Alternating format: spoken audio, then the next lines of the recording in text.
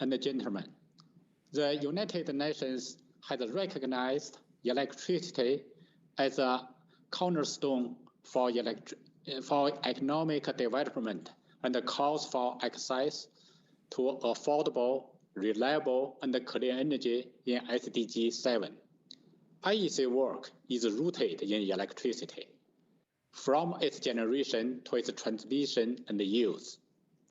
The IEC provides a global institutional framework that allows thousands of experts from over 170 countries to collaborate in the development of consensus-based standards.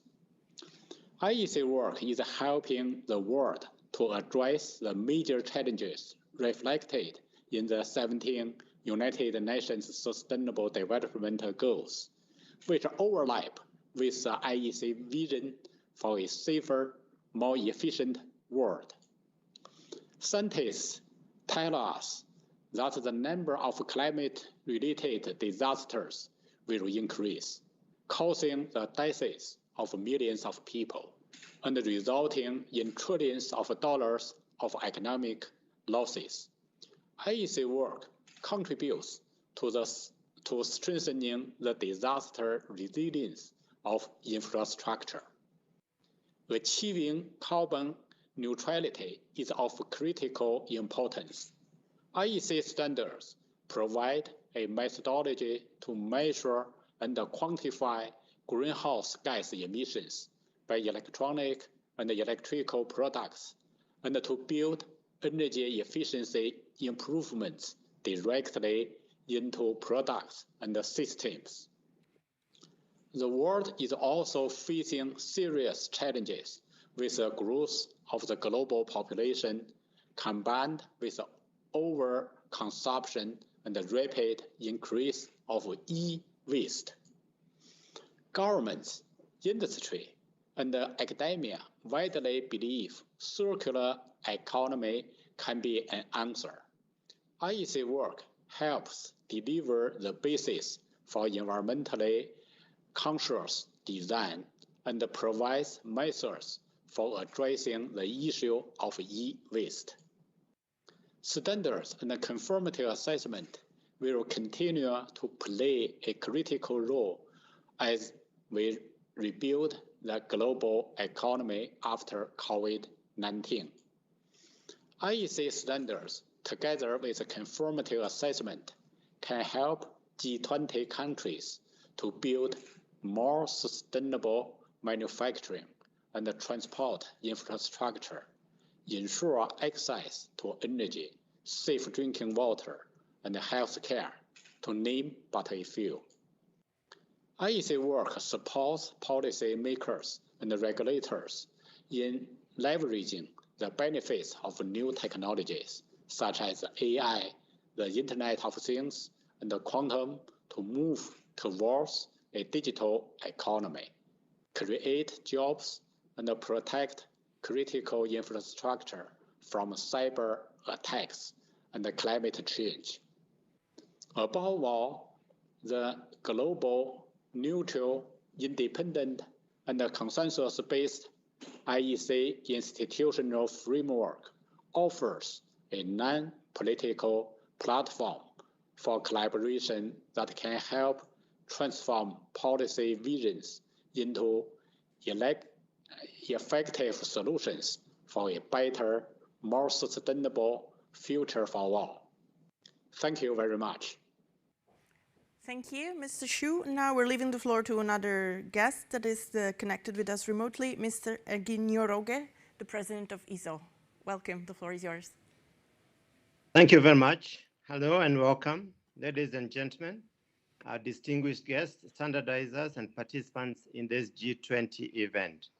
Let me start by thanking the organizers for inviting me to share with you our thoughts on the role of ISO in terms of people, planet, prosperity, and how standards are supporting sustainability.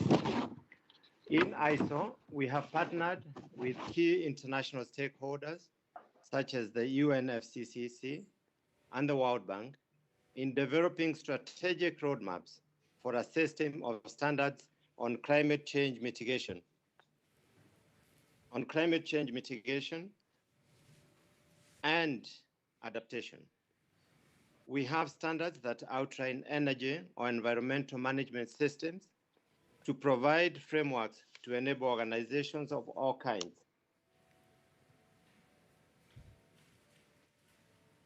see where they are at when it comes to their environmental impact and what they can do to improve.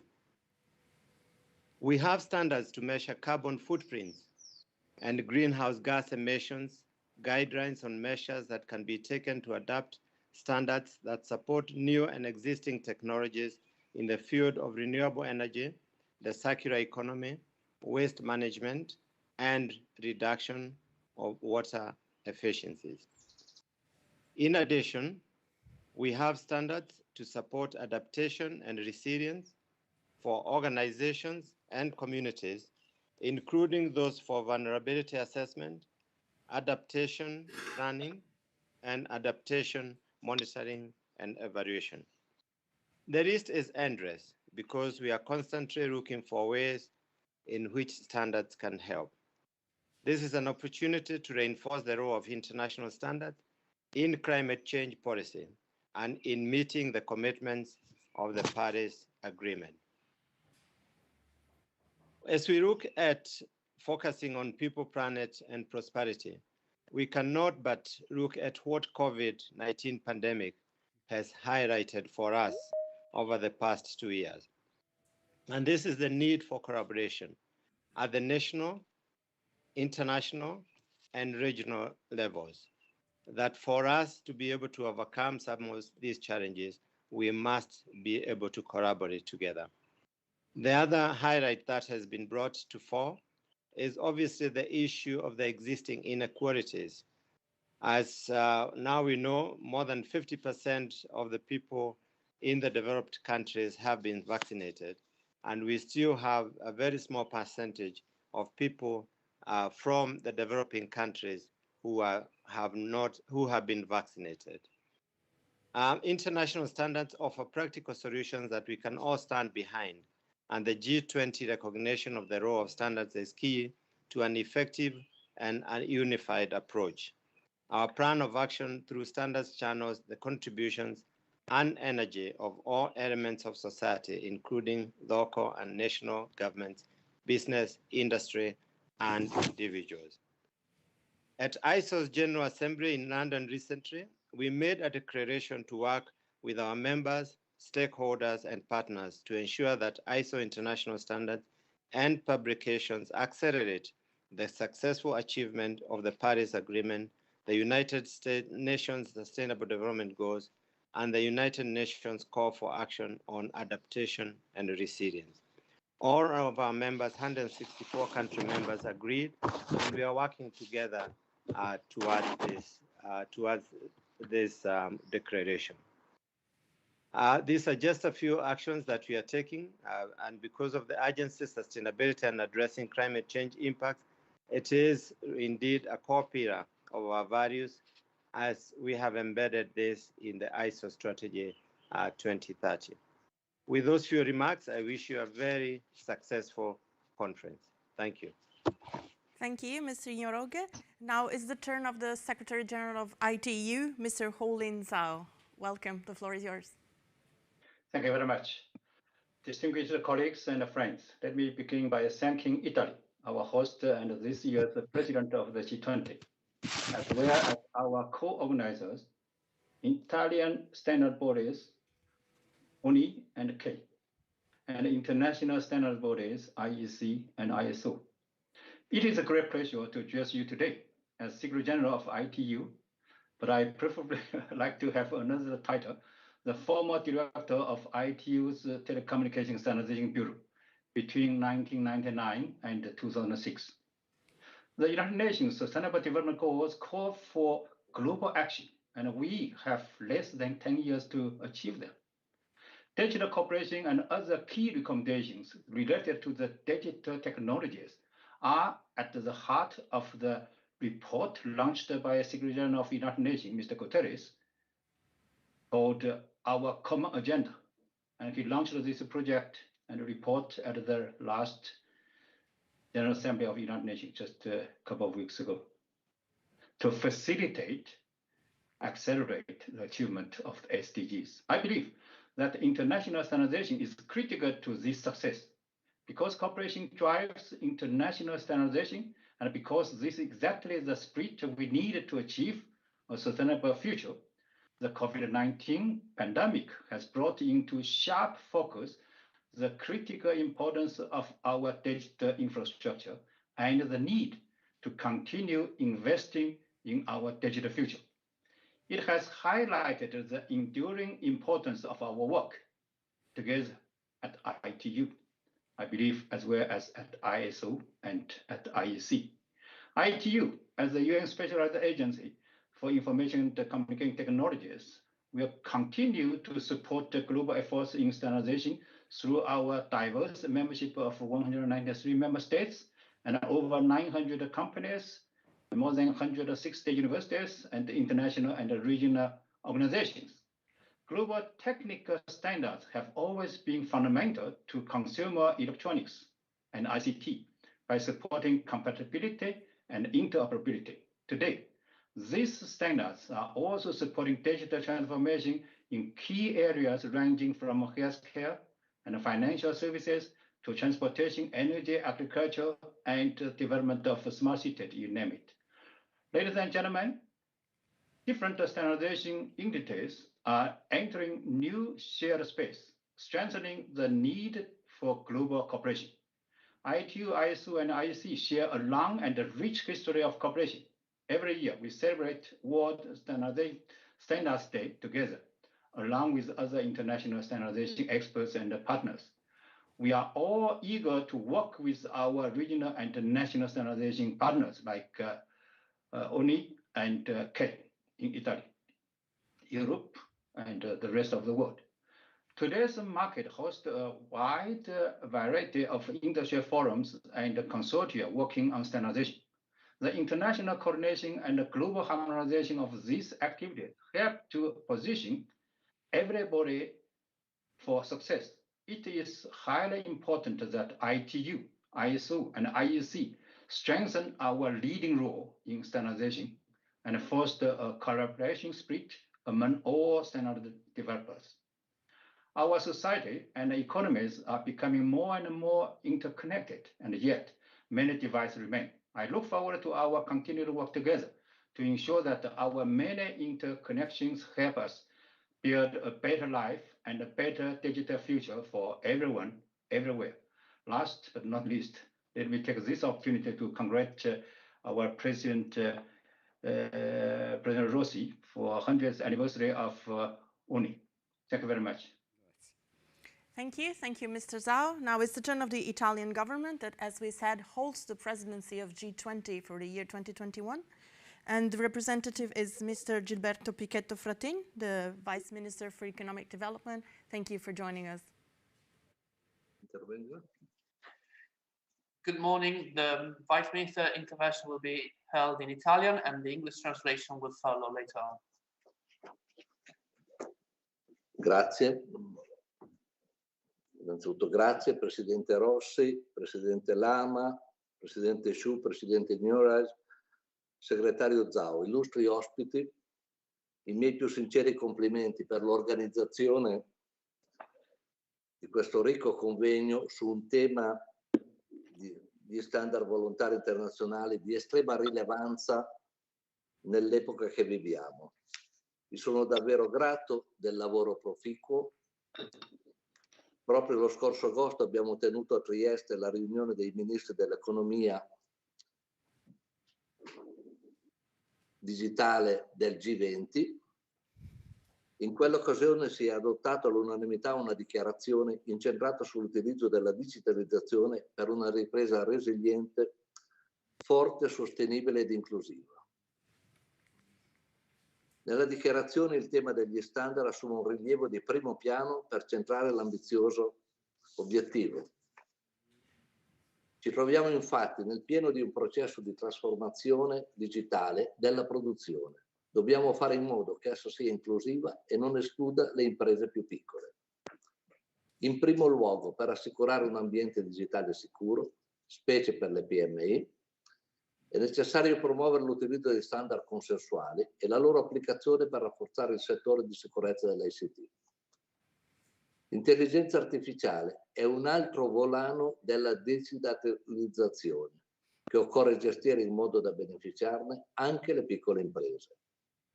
Anche qui bisogna promuovere un ambiente fertile per l'intelligenza artificiale, anche attraverso standard a misura di PMI e che garantiscono l'approccio antropocentrico a questa tecnologia ribadito dal G20. Peraltro, nelle dichiarazioni è allegato uno specifico documento su come promuovere l'adozione dell'intelligenza artificiale delle PMI e start-up. Spicca la necessità di agevolare l'accesso ai dati per promuovere lo sviluppo dell'intelligenza artificiale attraverso la definizione di standard pubblici per alcune categorie di dati, quali quelli sanitari e sulla ricerca. Ciò permette di aumentare l'utilizzo e la condivisione dei dati fra le piccole e medie imprese. La dichiarazione abbraccia infine il ruolo delle smart city. Evidenzia l'importanza di costruire competenze del settore pubblico per acquisire tramite appalti e gestire soluzioni digitali per le città che siano basate su standard aperti. Come si vede, gli standard sono centrali nella presidenza italiana del G20. Gli organismi internazionali, IEC, ISO, ITU e gli organismi nazionali di normazione devono essere ovviamente pienamente coinvolti nel processo decisionale, perché ricordiamolo, le norme sono qualcosa di volontario e di consensuale. In tale ottica, il processo di standardizzazione deve essere inclusivo e multi-stakeholder, affinché tutti i portatori di interesse possano parteciparvi e tutte le imprese siano coinvolte, anche le microimprese, come nel caso dell'intelligenza artificiale. Tra qualche giorno si riuniranno a Roma, qui a Roma, i leader del G20. Ci aspettiamo che la loro dichiarazione sintetizzi i frutti dei nostri lavori nell'economia digitale. Di nuovo i miei ringraziamenti agli enti di normazione per aver organizzato questo evento. Auguro un buon lavoro ai relatori, sicuro che la giornata fornisca utili spunti di riflessione per tutti. Buongiorno a tutti. Thank you. Thank you, Vice Minister. Now is the turn of the Saudi government. That was the president of the G20 last year and had hosted the first meeting in which we had a call to action related to international standards. So I will leave the floor to Dr. Saad Al-Kazabi, who's the governor of the Saudi Standards Methodology and Quality Organization. Thank you for joining us. Your Excellencies, Presidents, CEOs, and representatives of the national standardization organizations around the world, distinguished guests, ladies and gentlemen, I extend my congratulations to everyone here for the resumption of the economic cycle after confronting the challenging circumstances due to COVID-19 pandemic, which laid upon us since 2 years ago. However, today we managed to overcome these challenges and obstacles which affected most aspects of the modern life. Nevertheless, we have to continue our cooperation to acquire a more sustainable and balanced global recovery at all levels of sustainability, social, economical, and environmental. It brings me a great honor to be with you today at this summit titled International Standards for People, Planet, and Prosperity, and would like to express my congratulations to the Italian Republic for assuming the G20 presidency of this year and hosting its meetings. It is my pleasure to thank our colleagues at the Italian Organization for Standardization, UNI, and ISO, and IEC, and ITU for the spectacular preparations and arrangement of this significant event. Furthermore, I would like to avail myself this opportunity to congratulate the Republic of Indonesia on assuming the presidency of the G20 next year. Dear colleagues and participants, the International Standards Summit had caught a prominent attention of the G20 activities which marks a recognition of the world nations to adopt international standards and implement conformity assessment work, which will contribute to its 3 pillars of action.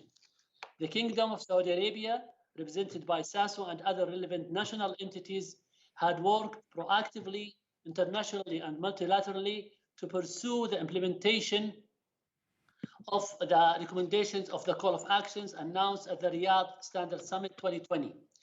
I am very confident that with joint and strong collaboration, we will be able to promote the major role of standards on the planet that will lead to sustainability and international prosperity.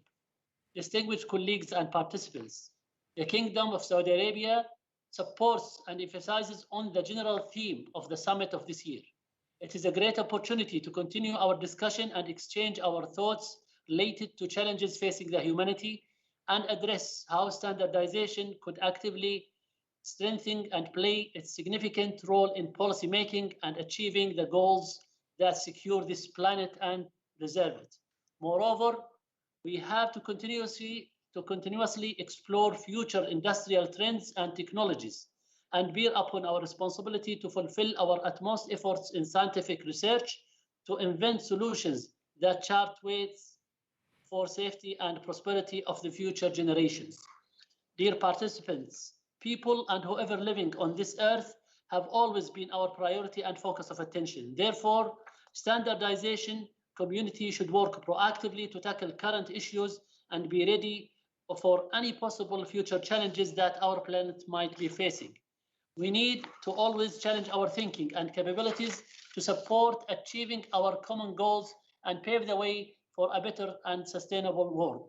In conclusion, I wish to extend my heartfelt thanks and appreciations to ISO, IEC, ITU, and UNI, and to all those who contributed to the success of this summit and enriching this event with fruitful participation.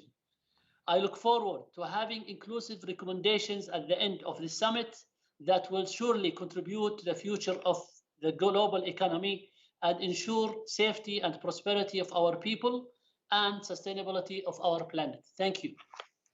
Thank you, Dr. Al-Kasabi. And now, last but not least, a representative of Indonesia, that is the country that will hold the presidency of G20 in 2022. So Mr. Kuku Ahmad, who's the chairman of the National Standardization Agency of Indonesia. Thank you for joining us. The floor is yours. Thank you very much. Very good evening from Indonesia.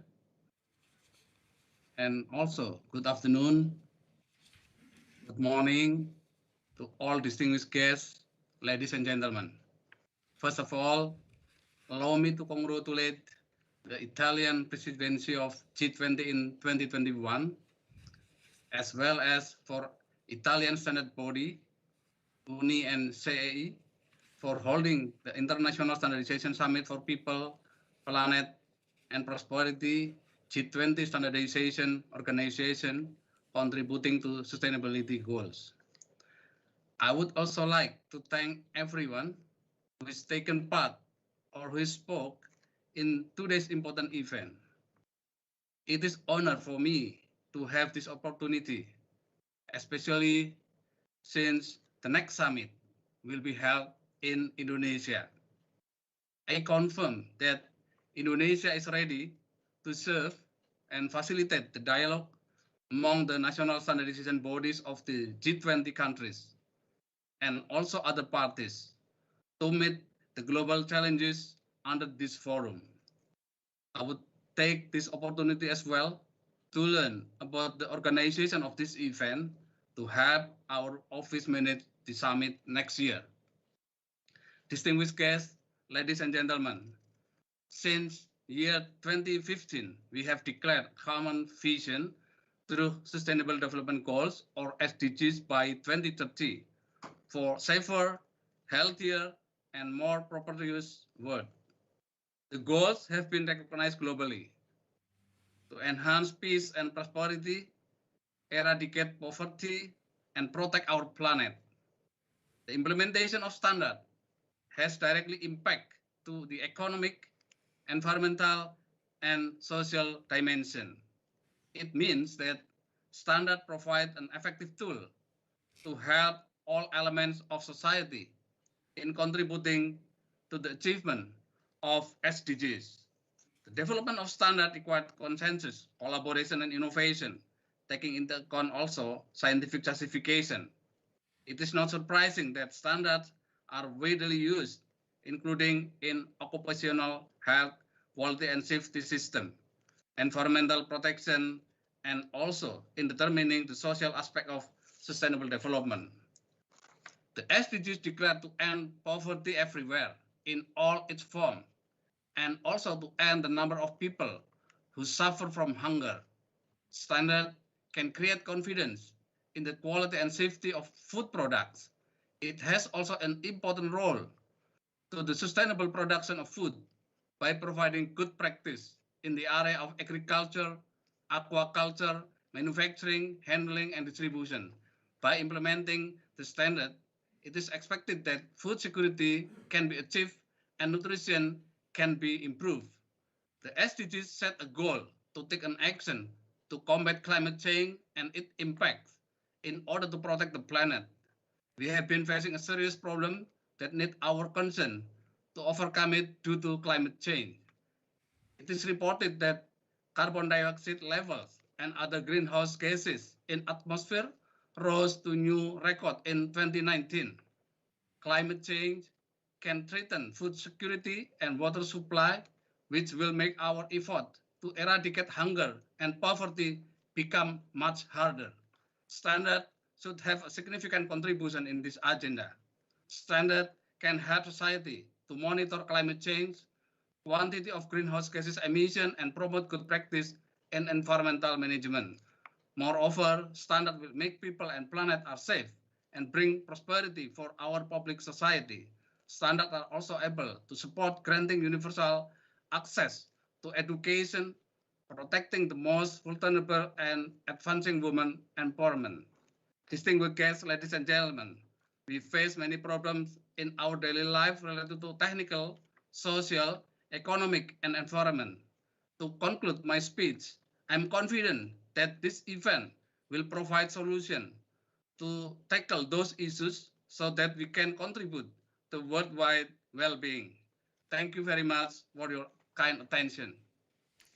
Thank you, Mr. Ahmad, and to all the other speakers. Now we will move forward to our first panel about policymaking in modern times that will focus on how policymaking can fulfill its obligations towards society without stifling innovation, and more specifically on the role that the international standards that are by nature non-political, voluntary and consensus-based can play in this process. We will be joined by a representative of the Italian government, of the Italian energy regulator, and of international organizations such as the World Trade Organizations, the European Commission, and the OECD. But first, we will start with the keynote speech from Professor Giovanni Farese, who is a professor of economic history at the European University of Rome, and also a member of the Task Force number 8 on multilateralism and global governance of the G20. That was the official engagement group, we can say the think tank of the Italian presidency of the G20. So thank you, Professor Farese, floor is yours. Thank you. Distinguished guests, first of all, allow me to thank the organizing institutions for the invitation and UNI in particular. It is a pleasure for me to participate in this conference. In my speech, I will briefly mention 3 points. My first point is the return of standards. In the past 30 years, and in particular in the 20 years up to the Great Recession, we've been taught to think as if the only rule was to get rid of rules. But in the real world, it has never worked so, and actually never will. The market, the more so a global market, rests upon rules and standards. Ours is indeed a world made of standards, in particular technical voluntary standards, and it's been so for decades. As an economic historian, let me remind that the organizing institutions here are all 75 plus years old, and some of them are 100 plus years old. So it's a long historical process. Today, we know this. The world has an organic unity, both as a planet and as an integrated economy, and the adoption of standards reflects this organic unity. So we need a process of standardization of standards to keep going this way. My second point today is the value of international cooperation and the role of standards in this cooperation. As early as 1919, in the aftermath of the First World War, the great Italian economist and later first president of the Italian Republic, Luigi Einaudi, said, and I quote, "The truth of our time is not national sovereignty, but mutual international obligation."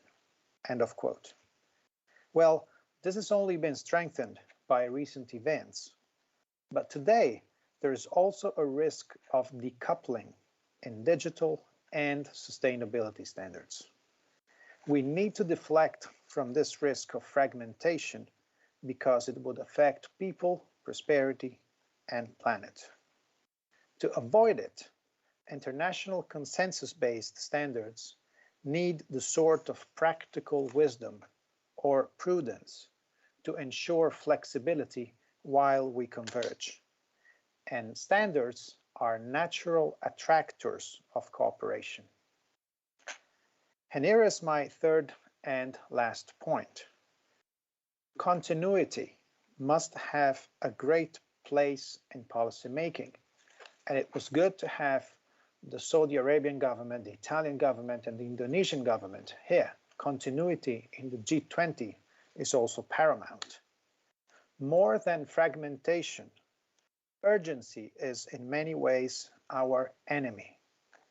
Few words have become more popular than urgency. But the so-called politics of last resort is good for the emergency, not for normality. French writer Paul Valéry once wrote, and I quote, "Political conflicts distort and disturb the people's sense of distinction between matters of importance and matters of urgency." End of quote. Well, the transition of a society is obviously a matter of importance and is a thing to be accomplished with steadfastness. But at the same time, it is important to know that it is not going to be a sudden revolution, but the direction of a secular trend. Environmental and social risks, as well as technological competition, will be structural. And in this context, institutions like IEC, ITU, and ISO are and will remain vital for global prosperity and sustainability. Thank you. Thank you. Thank you, Professor Farese. Now, let me just briefly introduce our panelists. The first is Marianna Kartunen-Sandpris, who's the lead analyst at the Regulatory Policy Division of the OECD, the Organization for the Economic Cooperation and Development. Then we have Mr. Luca Lo Schiavo, who's the Deputy Director of the Infrastructure Regulation Department at ARERA, that is the Italian Regulatory Authority for Energy. Then Sophie Müller, who's the Deputy Head of the Unit for Standard Policy at the Directorate General for Internal Market, Industry, Entrepreneurship and SMEs at the European Commission. Then Eva Spina, the Director General for Communication Technology and Cybersecurity at the Ministry of Economic Development of Italy, of course. And Mr. Erik Wikström, the head of the team working on technical barriers to trade at the World Trade Organization. Thank you all for joining us. And we will start from Marianna Kartunen. Policy challenges, as we said, are increasingly cross-boundary and call for international response. How are international organizations helping to tackle this response?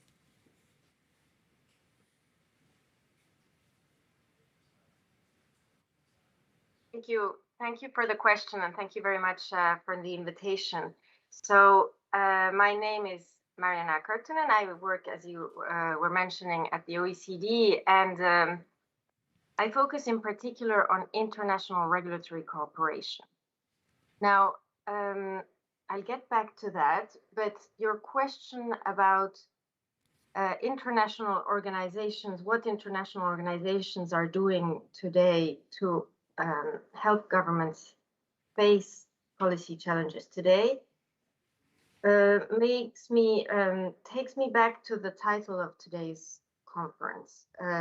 It's about people, planet, and prosperity, right?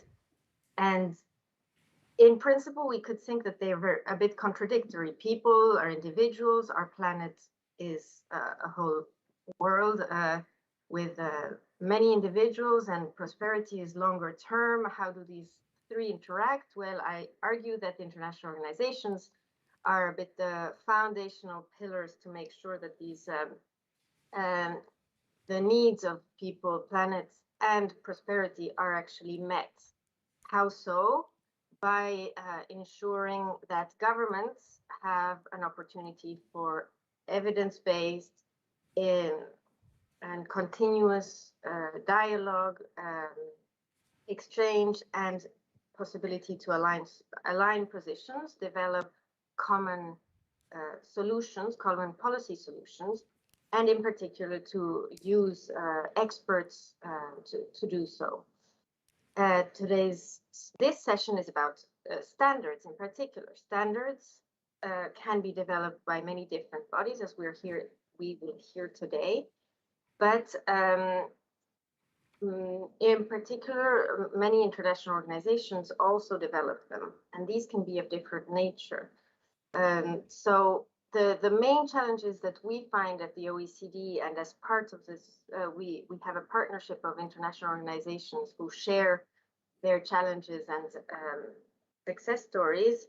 The main challenges for standard setting organizations is that they set voluntary standards, so they often have to a bit strive for relevance and legitimacy and have show that their standards are actually evidence-based and useful, whereas international organizations composed only of governments and developing other types of instruments usually have the legitimacy already. At the same time, standard setting bodies the standards are often market driven and often also kind of very expert oriented, developed through a very collaborative process. So that has a lot of benefits and a lot of lessons to teach other international organizations. And at the same time, finally, I'll just add that often these technical standards developed, whether at the national or international level, are very much evaluated, whether it's through ex-ante evaluation at the early end of the process or after their development every 5 years to evaluate their impact and use. So that too has a great value for other types of international instruments. And I'm happy to continue at the next opportunity. Thank you. Thank you. So we're talked about how the international organizations are helping standards become more consistent, more efficient, and more useful. Now we will try to see how can the other end of the thing, how the regulatory authorities benefit from these standards and from their efficiency. So, Mr. Lo Schiavo, can you answer to this question? Thank you. Thank you very much for the invitation. It's an honor to be today to to present the experience of Italy in joining regulation and standardization. That is, in my view, a very successful story. We absolutely need the capability of standardization bodies to look for a consensus among many parties in the sector, in the energy sector, because this sector is subject to a big change due to the contemporary effects of decarbonization, digitalization, and decentralization. Therefore, the number of subjects operating in the sector increases, the number of relationships increases exponentially, and regulation needs and help from in order to make this change coordinated and efficient. And a very important case, in my view, has been, for instance, the Italian experience in creating a fully open protocol for communication between meters of electricity. We in Italy are at the second generation of smart meters, with electric devices in the house through devices that use this open protocol that has been devised fully at the table of our standardization body for electrotechnical issues, CHEI, that today I want to thank. This was one of the many cases where regulation benefited from standardization. Other, even important, are connection rules for network users. There is an enormous change in connections because nowadays power flows are upside down, let's say. They come from downwards through distributed generation, and therefore here a very important change impacted on the sector, and again standardization helped us in finding solutions that ensure security and efficiency. Thank you. So we've seen the standards are kind of a mix between national regulations and standards and international activity. Now we will try to see the European level. Ms. Müller, what is the role of the European Union in setting standards? Yes, thank you very much for having me, and thank you very much for organizing this. Even though we are a regional organization, I feel very happy to be in this G20 sponsored and IEC, ISO, and ITU organized event.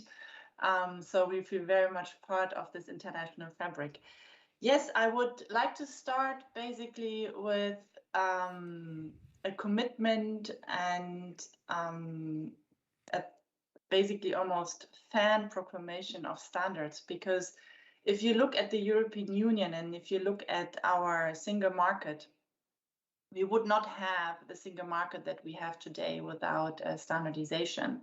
So the free circulation of our goods, be it the machinery or a toy or our garden tools, this would not be possible if it wouldn't be for standardization.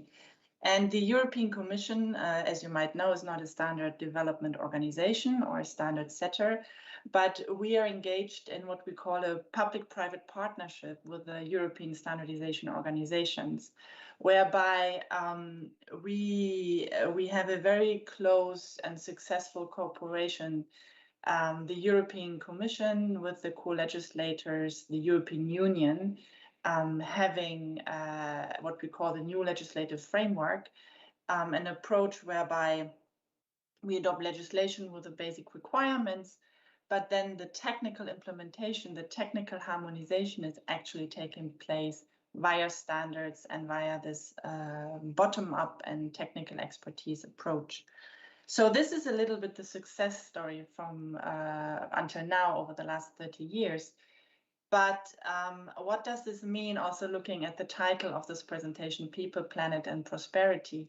Of course, our current legislation prescribes that products must be safe, they must be environmentally friendly, etc. But if you look at our industrial policy, and if you look a little bit into our policy initiatives like the European Green Deal or the Digital Decade, you will see that standardization is taking more and more also an enabling role, a tool to make the big industrial transformation that we are facing actually happening.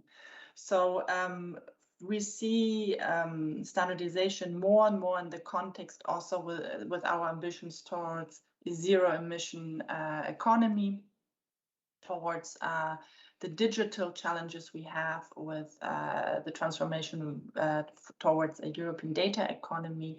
And this is where really the link between policy, regulation, and standardization is and will in the future even more take place. Thank you very much.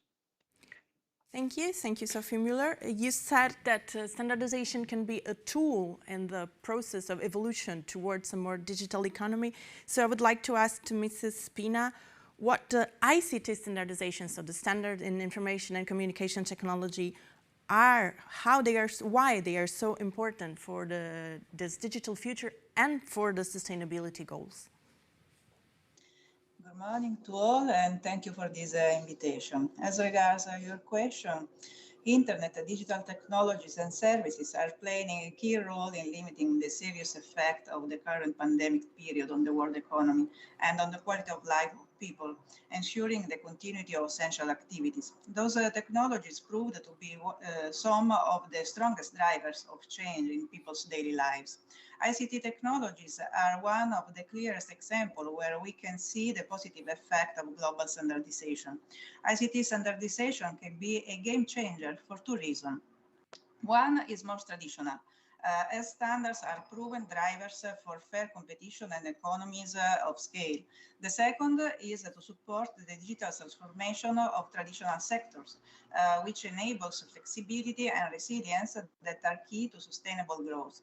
Digital and green transition are often referred to as twin transition. This should remind us how these two transitions are closely linked. A true digital transformation means the redesign of all the processes or create completely new ones, either in the industry, the public sector, financial services, and any services at large, with digital as the founding dimension. The digital by design principle should be applied systematically and consistently in many sectors, including policy measures and legislation. This is indeed enabled by international standardization due to its multi-stakeholder nature, which allows the position of all stakeholders, including policymakers, to be taken into account.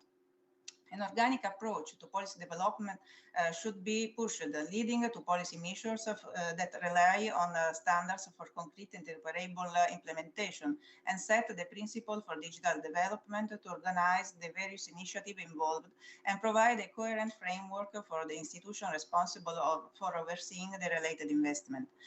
This enables circular economy, a systematic approach to the design processes, products, services, and business model to enable sustainable economic growth by managing resources effectively as a result of making the flow of materials more circular and reducing, ultimately eliminating waste, with a profound transformation and reconversion in the energy, industrial, construction, and agricultural sectors.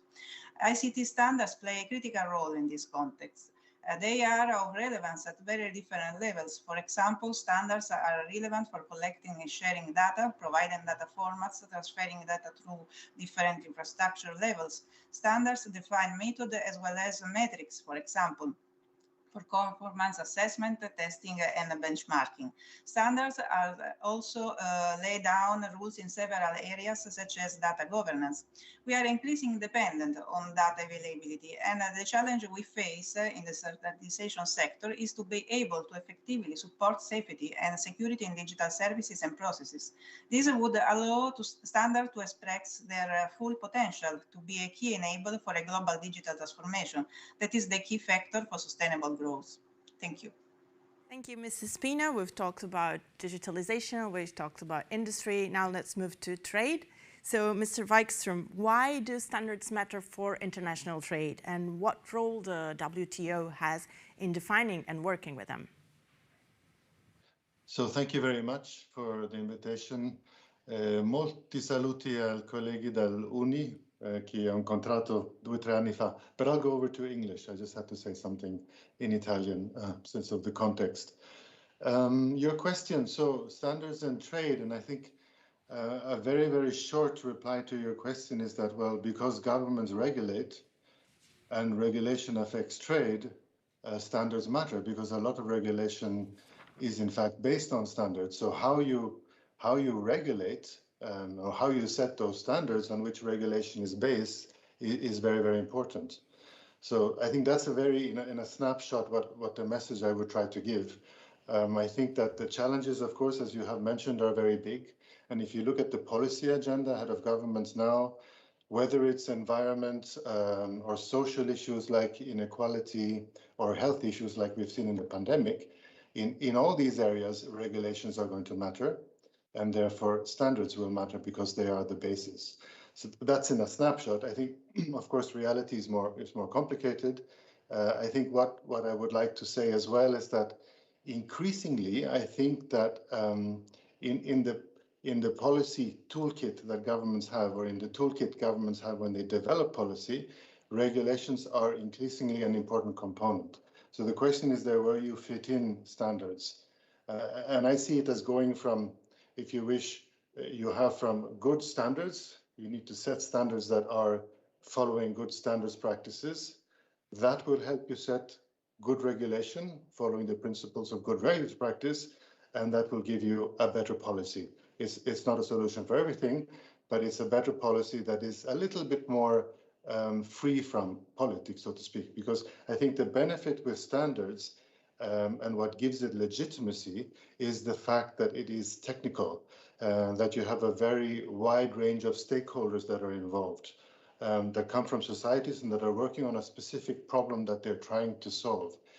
And the fact that you have a lot of stakeholders, you have a wide scope, standards are set both nationally, regionally, but importantly, internationally. So you have the know-how of the world, in a sense, collaborating to develop a solution to a particular problem, and then that is relied on in regulation. So that technical or scientific basis, I think, is very important. And that leads to the last point. That is why international standards are referred to in WTO rules. Your original question. There are two main agreements in the WTO, the agreements on technical barriers to trade and the agreements on sanitary and phytosanitary measures. Both of those agreements, very briefly put, strongly encourage the use of international standards. That is it's kind of a simple way of putting it. One could even say they mandate the use of international standards, but with some caveats. And the committee has developed guidance in terms of how such international standards can be set. So I think I'll leave it at that, just to say that there is, of course, no one way of doing this. Every country is in a different position, different culture, different averseness to risk, different politics, etc. Standards will help harmonize this, and it becomes very important. So I'll leave it at that. Thanks. Thank you. And Mrs. Kersunen, we talked a lot about challenges at national, at international level. Could you just try to give us an example of how an organization like the OECD has been working to overcome these challenges in supporting its members effectively?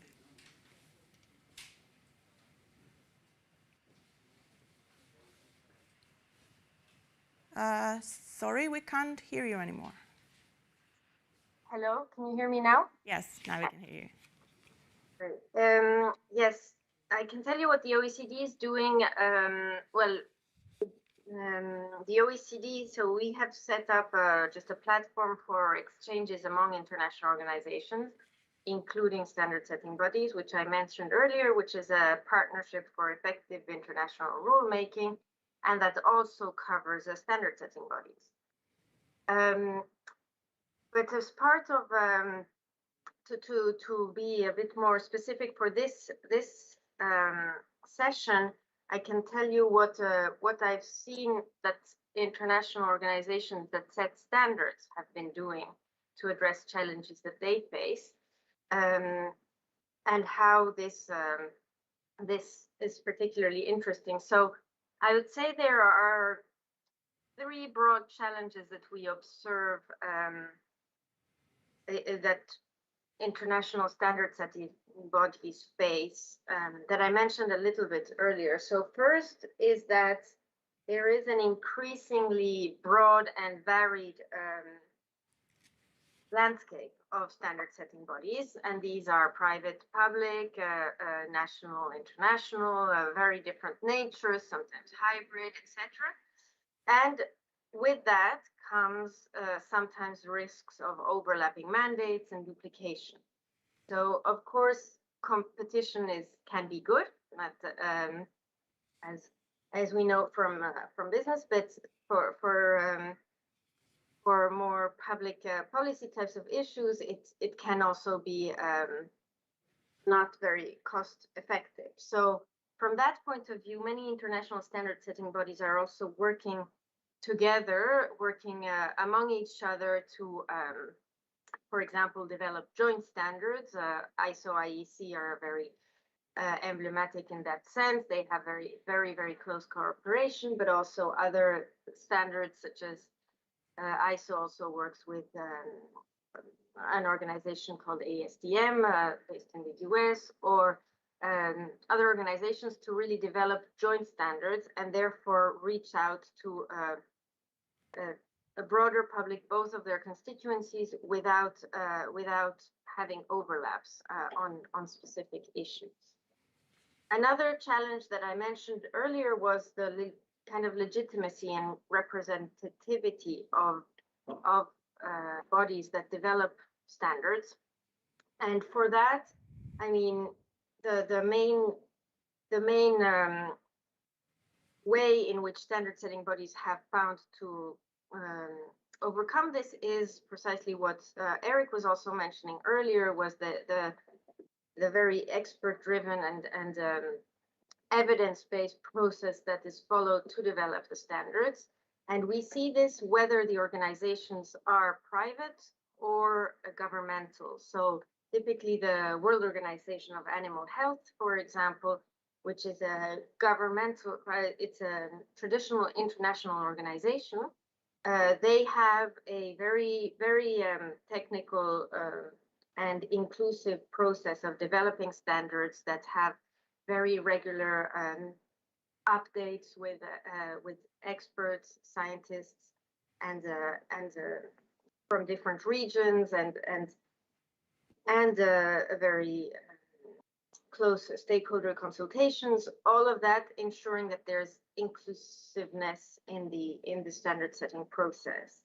But it's also true for private standard setting organizations, and some, like ASTM that I mentioned, is a bit of a particular animal in that they have 30,000 members, and they have chosen a completely different approach with individuals being members. So just to say that standard setting bodies are innovating and thinking of different ways of doing so, but all are very much founded on the principle of being very inclusive and representative.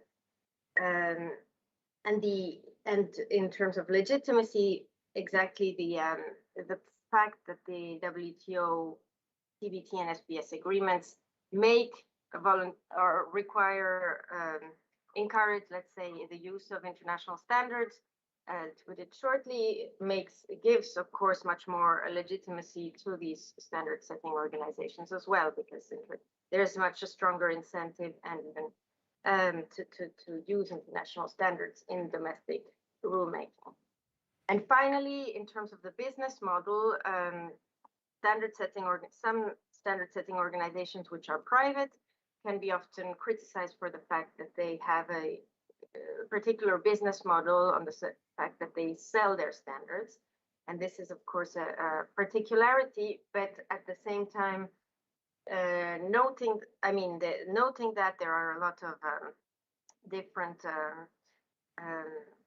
ways to overcome this, and for example, to make sure that the standards are still public policy, have public policy and objectives in mind, and that they can also support regulators when it's necessary, despite that business model. And for example, we saw during the COVID-19 crisis that many standard setting organizations made their standards that were regarding medical health, medical products, medical devices, and I believe face masks, etc., public, so that they could be used globally without a cost. So those are a few examples that I've seen. Thank you.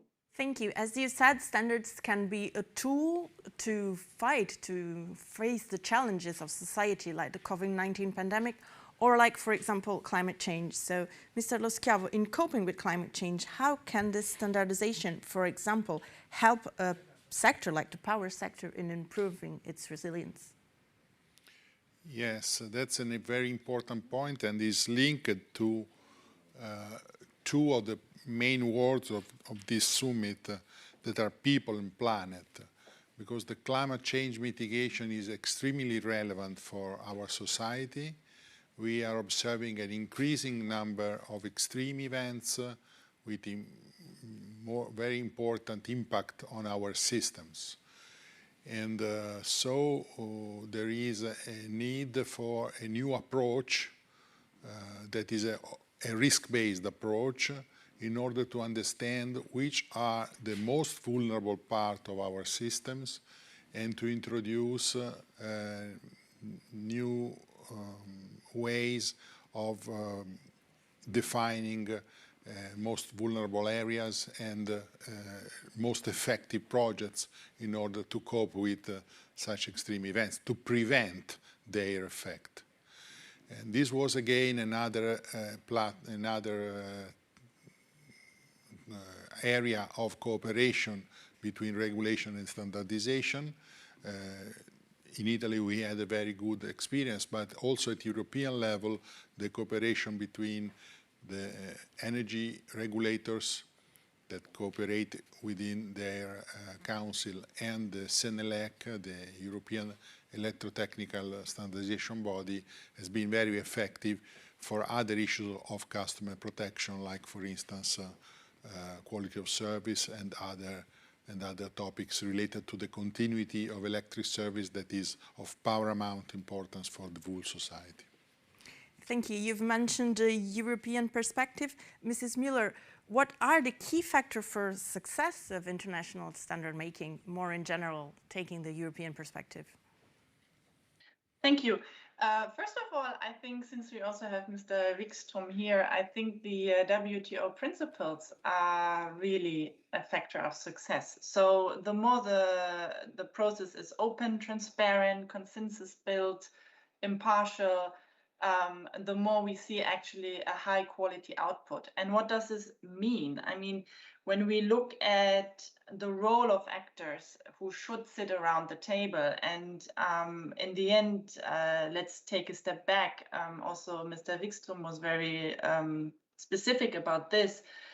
When policymakers draft regulation, when we develop policies, we do this for society, we do this for the environment, we do this for the challenges we see. So for us, really the inclusiveness of the actors who sit around the table, the technical experts coming from industry, from SMEs, from academia, from civil society, this is really, really important when it comes to high quality output in the standards making process. And for us, for the European Commission, we pay really a lot of attention to civil society. We have a specific funding stream for that as well. So this is also a shout out to other actors to maybe follow the same model. Then the second point that I would like to highlight is investments in standardization. I think a standards deliverable is only as good as the technical experts who sit around the table. Standardization drives and lives of the technical expertise that is in companies, that is in academia, etc. So from a government perspective, from a company perspective, investing in the future technical experts is absolutely critical. Then the third point that I would like to raise is looking at the challenges, and also something that I highlighted before, to broker a better link between the policy and the regulation ambitions and the standardization deliverables. We need to improve, in my view, the communication challenge between what we as a regulator, we as a policymaker want to achieve,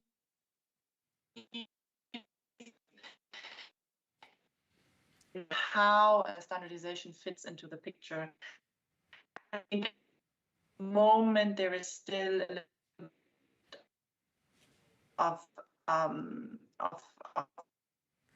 Sorry, we're having some troubles hearing you. I think the connection is not very stable anymore. This ecosphere is very good, very and from a regulatory point of view, we want to make sure that the communities are really well connected. So also we don't have a decoupling in the medium term when it comes to regulation. And then maybe my very, very last point also connected to this is when we look at the standardization needs, we will need to work towards an approach that allows us to anticipate. What are the standardization needs maybe in 3 to 5 years? How do we get there? How do we launch that stakeholder process and a very good hand-in-hand process between regulators, policymakers, and stakeholders? Thank you. Thank you. And as we're unfortunately running out of time, I will close with one final question for Mr. Wikström. I will ask you to mention what you think is one key challenge in this area, regulation, standards, and trade today. And I will ask you to be brief because we're really short in time. Thank you. Yes, I see the big red numbers on the screen. So maybe one challenge, to be very brief, is perhaps in the digital area. Of course, not to take anything away from the other challenges we've seen, but I think this will come to us. I mean, the rules we have in trade are to some extent outdated. The GATT was, after all, the general agreement is from 1947, the WTO TBT agreement 1995. A lot has happened. So the difference, you know, is a book you have downloaded on an e-reader. Is it really a good? Is it a service? How do you bring intellectual property into this? So I think this debate will increasingly come also to the WTO, and it raises issues like the definition of the product itself. Should we be having the same rules as we have for goods, for products that are digital? How do we do conformity assessment in this area? You know, if you have a product that basically is delivered over or imagine you're printing 3D a product that comes from some other countries and putting it on your shelf. How do you do market surveillance on that? How do you make sure that it is actually conform to the requirements you have in your own country? And lastly, how do you ensure that the more we go towards more digital technologies, and we saw this with the pandemic, and there were a lot of TBT notifications that came in about conformity assessment procedures that were no longer face-to-face, but more done over the internet. But you have to have the capacity to do this. Are we leaving countries behind? So there is a very positive side to this, I think, because it makes it more efficient. But how do we make sure that you don't have a digital divide, or that we help countries come along? So I think just the very final point here is that this, in a way, was recognized. I saw a news story very recently, the G7 trade ministers' digital trade principles that were adopted on the 27th October. They say specifically that international standards for information and communication technology should be developed in a way that complies with the 6 principles of the WTO Technical Barriers to Trade Committee, and then it lists the principles. So I think this issue of digital technology and trade is going to be a major challenge as we look ahead. Thank you. Thank you. Thank you very much. The challenges, as you said, are many, are complex, but unfortunately we've run out of time for discussing them. So we will have to move forward to our second panel, which is about transforming our world, international standardization for people, planet, and prosperity, and then looks a bit more specifically on how international standardization process works, how the standards are developed, with which timing, and what are the main difficulties and the most important points in developing them.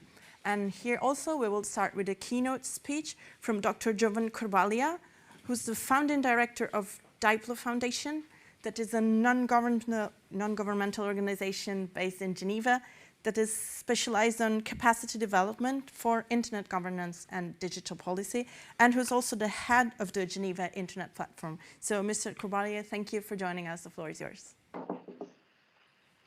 Thank you. I guess you can hear me well. Famous question for all Zoom meetings.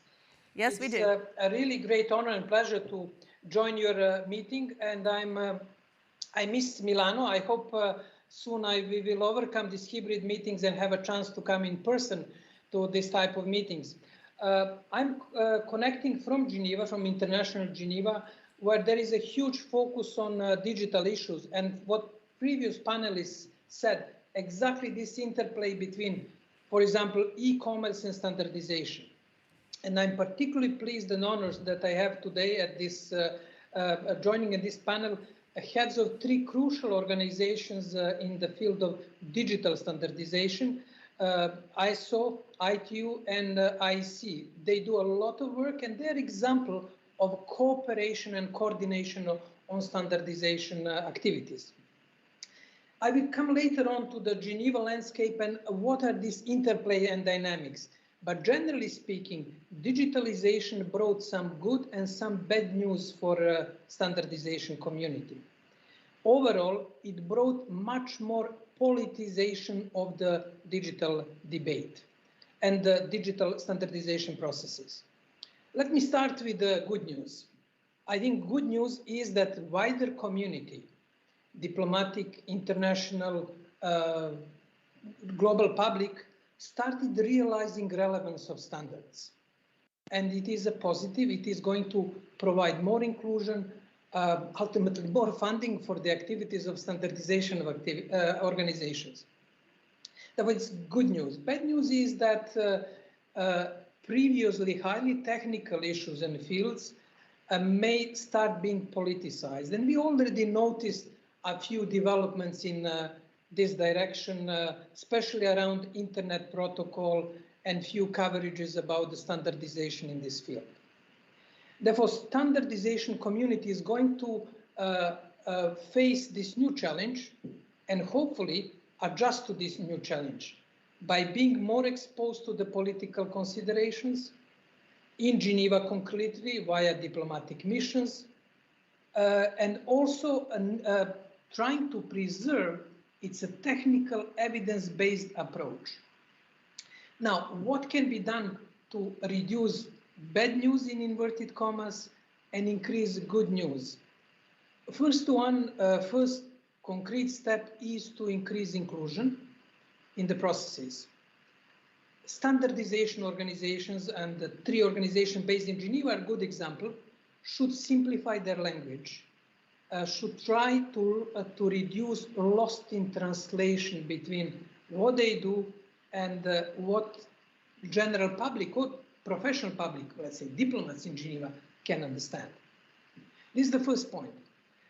Second point, they should focus more and more on cross-cutting aspects of digital technology. There are now digital broad impact on e-commerce, on humanitarian field, and in Geneva there are a few good standards on emergency assistance, on climate change. We'll be hearing more next week from Glasgow. Human Rights Council adopted a resolution in June requesting a standardization organization to take into consideration human rights aspects. Therefore, that will be more cross-cutting development, reflecting generally cross-cutting impact of technology, digital technology on society. There are a few areas which are emerging as a focus area. One, still terra incognita for standardization, is artificial intelligence. In Geneva, there is a move to start at least discussion on standards and artificial intelligence. Another field where we can expect more dynamism is question of cybersecurity. Cybersecurity is becoming pressing, and it will require much more activities from the standardization community.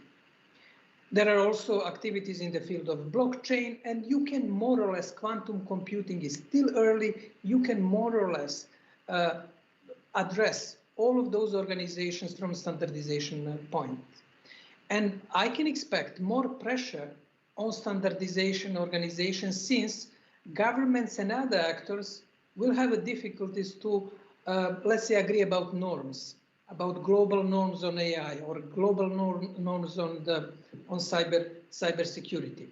That dynamics is going to accelerate, and the standardization community already started stepping out of the comfort zone of the way how it was done in the past, exploring new ways, testing new techniques, and I can we'll hear later on from our other speakers, I can really upload the efforts and the activities of the ISO, IC, and ITU exactly in that direction of addressing these new needs, addressing new demand for clearer communication and reduction of the reduction of the lost in translation between standardization community, policy communities, and general public.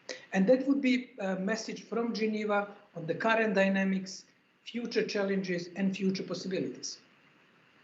Thank you. Thank you very much, Mr. Korbalia. So what you have asked us to do is try to give concrete examples. We will try to do this with the help of our panelists. I'm just going to present them to start. Mr. Chai-Sup Lee, who's the director of the ITU Telecommunications Standardization Bureau. Mr. Mujica, who's the Secretary General of ISO, and Mr. Emanuele Riva, which is the Vice President of the International Accreditation Forum.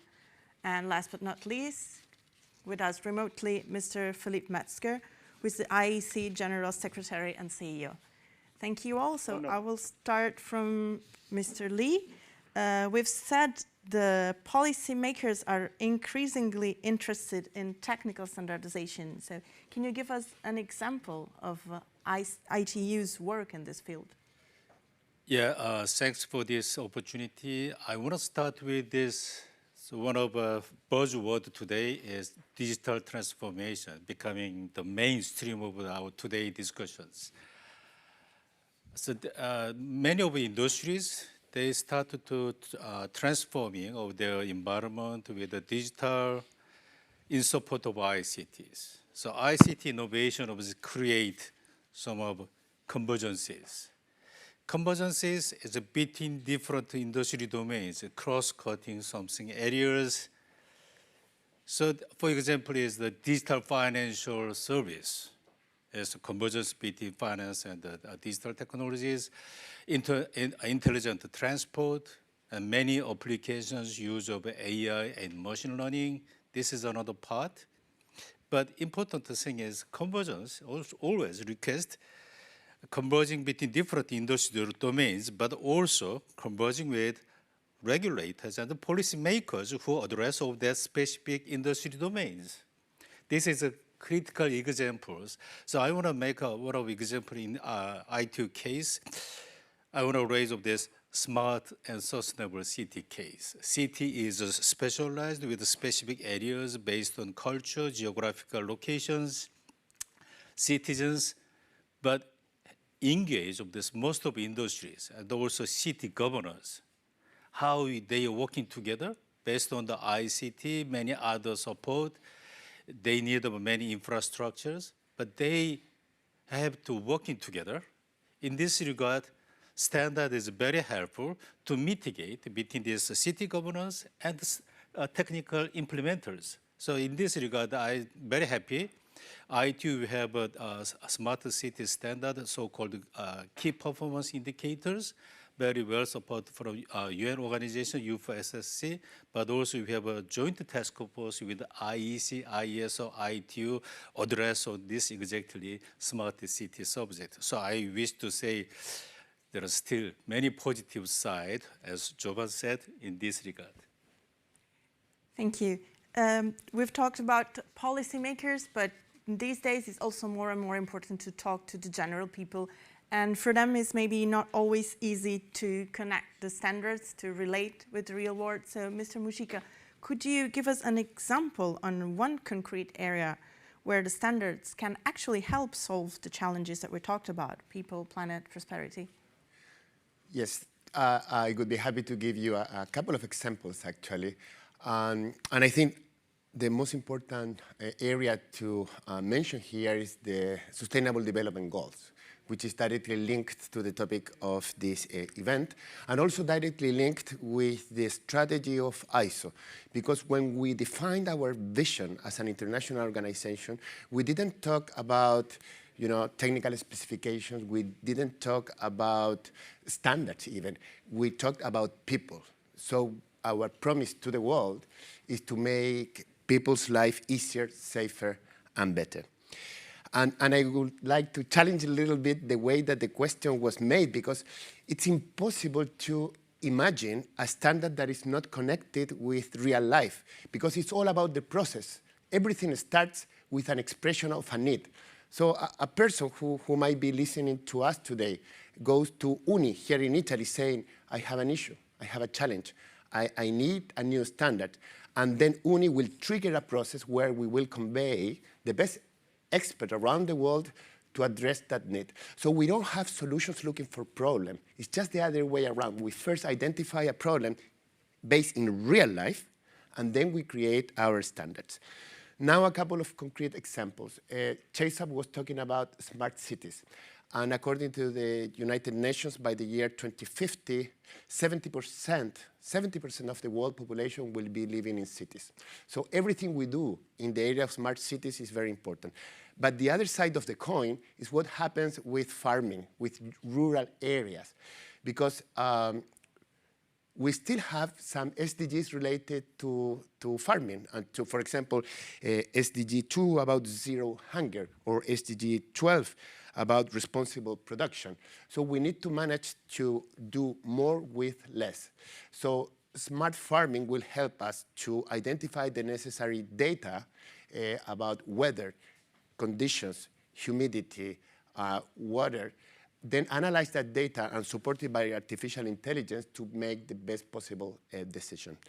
And the second very concrete example is about climate change, which is something that we are all worried about, especially in the light of the COP26 next week in Glasgow. Let's say you are an organization who are listening to this discussion. So you want to really contribute to the challenges of climate change. How can I do it? So we have ISO 14001 and environmental management, where you can implement in your organization best practice. What's the best practice out there so I reduce my emissions, for example? And when it comes to energy management, the same thing. You, in your organization, you can implement those best practices to reduce the amount of energy I use. With that, I hope I have given you a couple of concrete examples. Thank you very much. As you explained to us, the process is very complex. So, Mr. Riva, what role does IAF play in this process, and what contribution can it make towards these challenges, green economy, sustainability, fight of climate change? Yes, so IAF is the international organization that put together accreditation bodies and players of conformity assessment activities.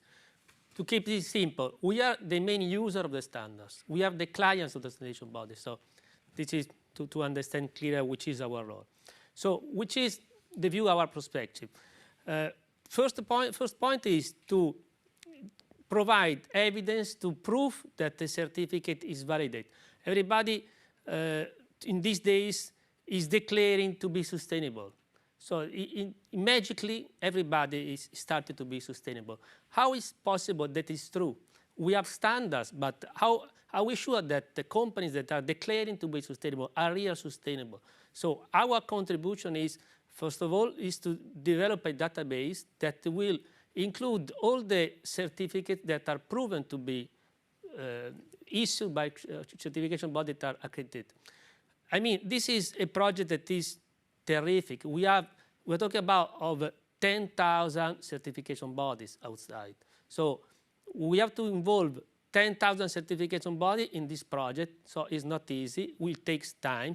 Maybe it takes years, but for sure this is a way forward. Because we cannot just rely on things on people that are saying. We need some evidence. We are arrived in a moment that we need evidence on fact.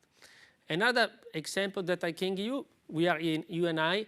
We developed with the Italian standardization body a document on claims on sustainability.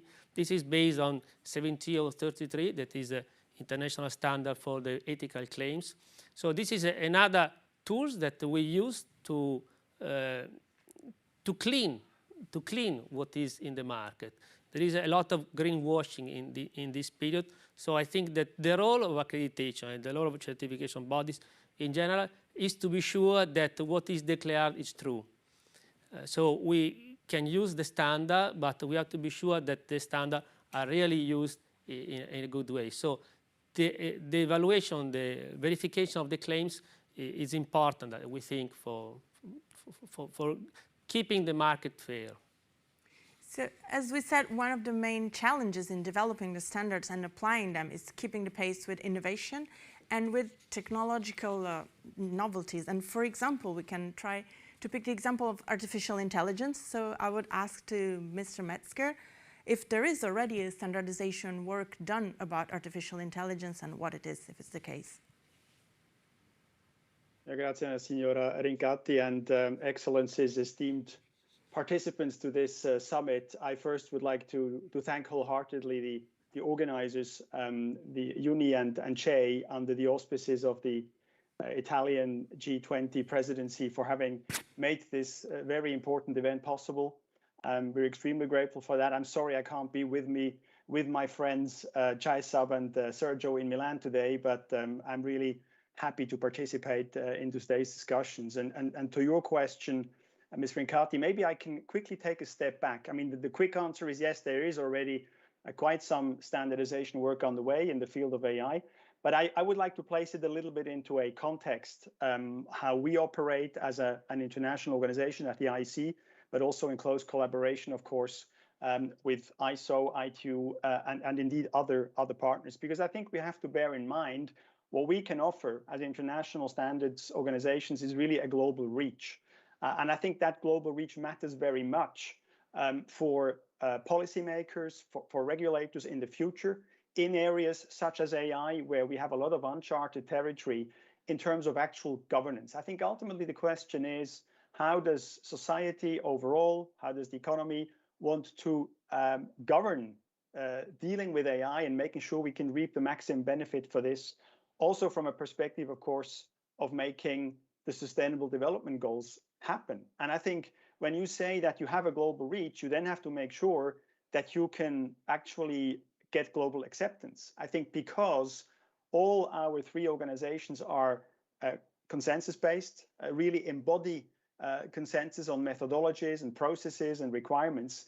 Because of that, our standards are accepted in most countries of the world. And of course, then the conformity assessment side completes the standards to make sure that the promises are actually kept. And so I think we really have a pattern here where, based on the global reach, the global acceptance, we can have a global impact, a global effect, by really producing standards that are essential for industry, for governments, for citizens, and that help both developed and developing countries in building quality infrastructures and in really making societies safer, making societies more sustainable, but of course also stimulate a global trade, promote economic development, and facilitate the access to investment. I think we've already heard the question of investment today. And so if we have this as a sort of an acquis, it's something we already have today, which we have a proven track record on, I think we can go further. We look at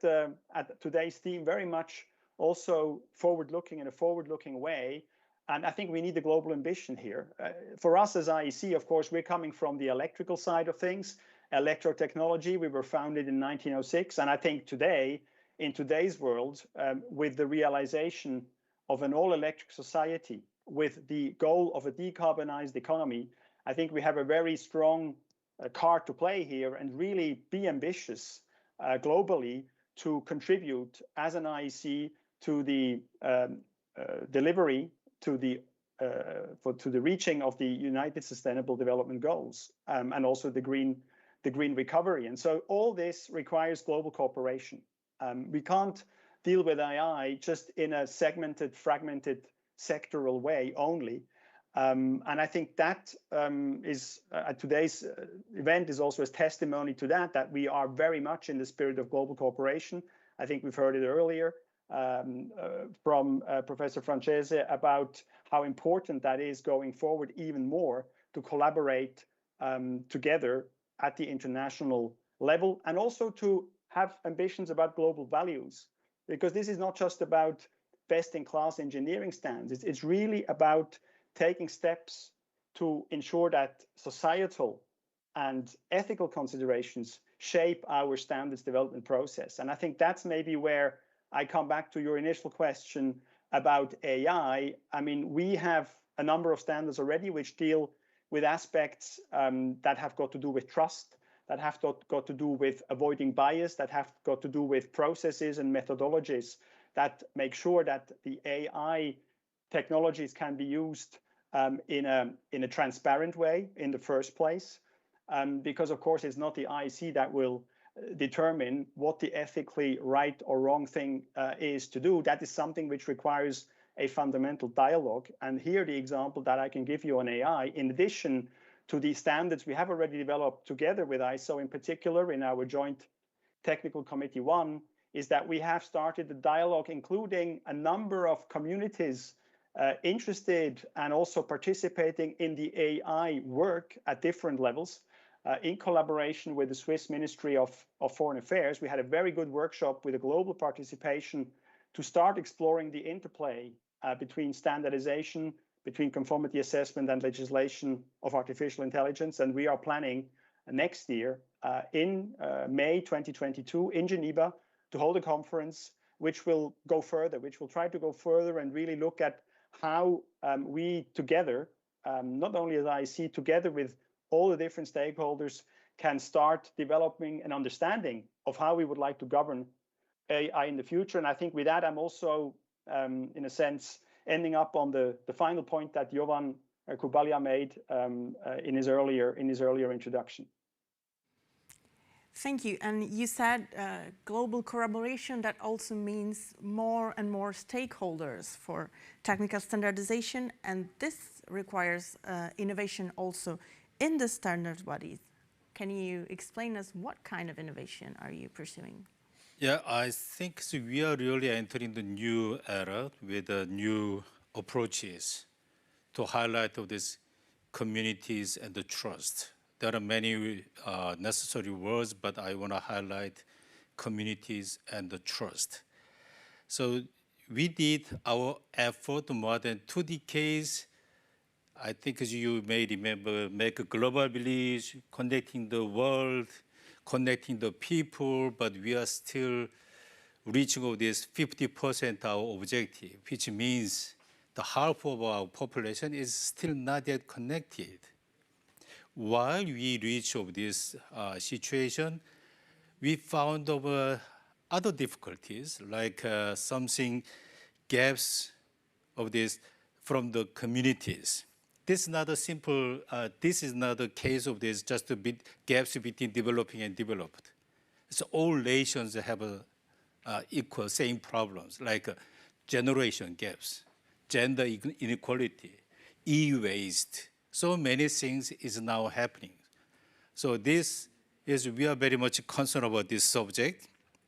And we also think about this, the trust, we lost trust because of this fake news, misbehavior in online, security concerns, privacy concerns.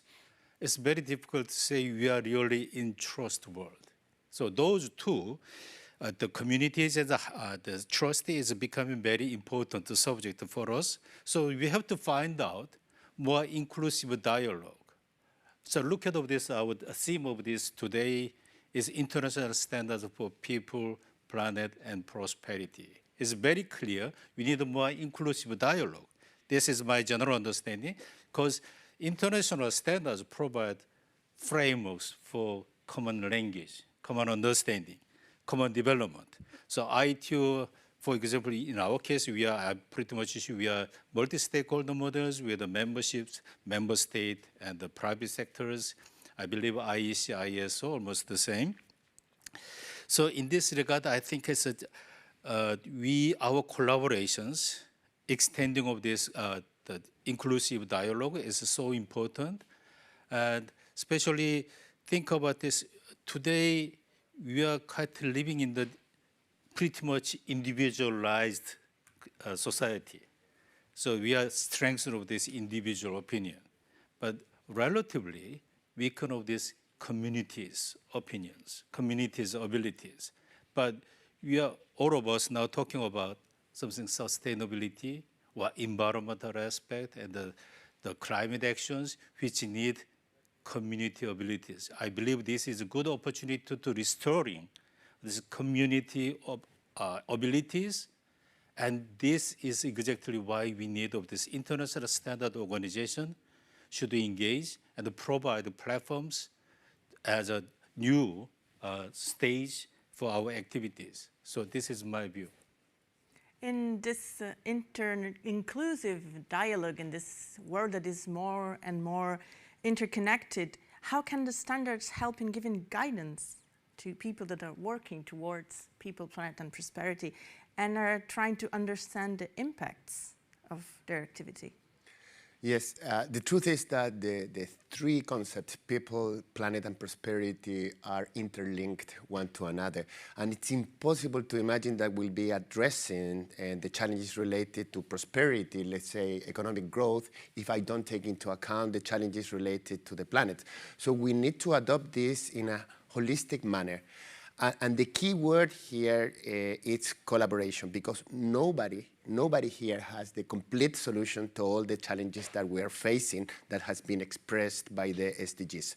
So combining our talents, we have IC, we have IAA, we have ITU, we have ISO. We need to work together, combining our talents so we can offer a comprehensive solution to a problem which is comprehensive. So that's the first one, collaboration. And the second one is about concrete commitment. And I'm glad to say that in September, during the ISO General Assembly, we approved the London Declaration, which expressed the ISO commitment to climate change. That means in practice that we are developing a work program to create a new standard that can support the implementation of all the decisions that will be made in Glasgow next week. We will also repackage our standard to identify which are the essentials that support the individual efforts in this challenge. And we will also provide support to our members so they can comply with their own commitments. This London Declaration is open for endorsement. And I was just discussing with Ruggero, and I know that UNI will also support this effort, and we want all the ISO members and also our partner organizations to join us in this commitment. Thank you. So these are the challenges in making the standards, but Mr. Riva, what are the main challenges in then applying the standards, especially in the field of sustainability that, as you said before, is so complex? I agree with what was said before, that we need collaboration. We are working together at the international level, INET-QI, so it's a group of people, group organizations that try to find solutions. We are sitting at the table, there is UNIDO, UNECE, WTO, World Bank, and so on. I think that now we should go forward. We should establish something also at the continental level, because it's a continental level that are set the policies. I talk about Europe, for example. Europe, you have European Commission, you have CEN, you have the central banks, and so on. So you have institutions at the continental level. And we should be able to detect, to involve these kind of actors, because we cannot work alone in this field. We cannot always talk accreditation body, standardization body, conformity assessment body. It's not enough. So we need the policymakers that work with us, and we need also the people that have to manage with the money. We have to be transparent. So the bank is important. So I think that it's the moment to start thinking to establish a network of quality infrastructure also at the continental level. This is the first main challenge that is really, that can be done tomorrow. And I think that is a challenge for the standardization body, is to be able to understand what is new, to catch what is innovative.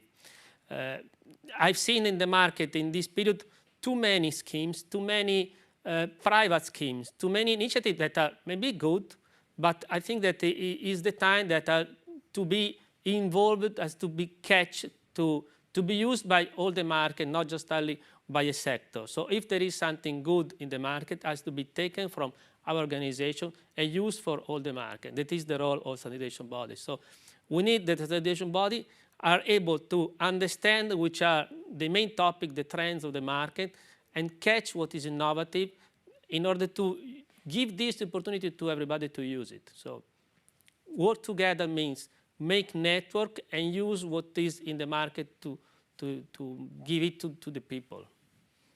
Thank you.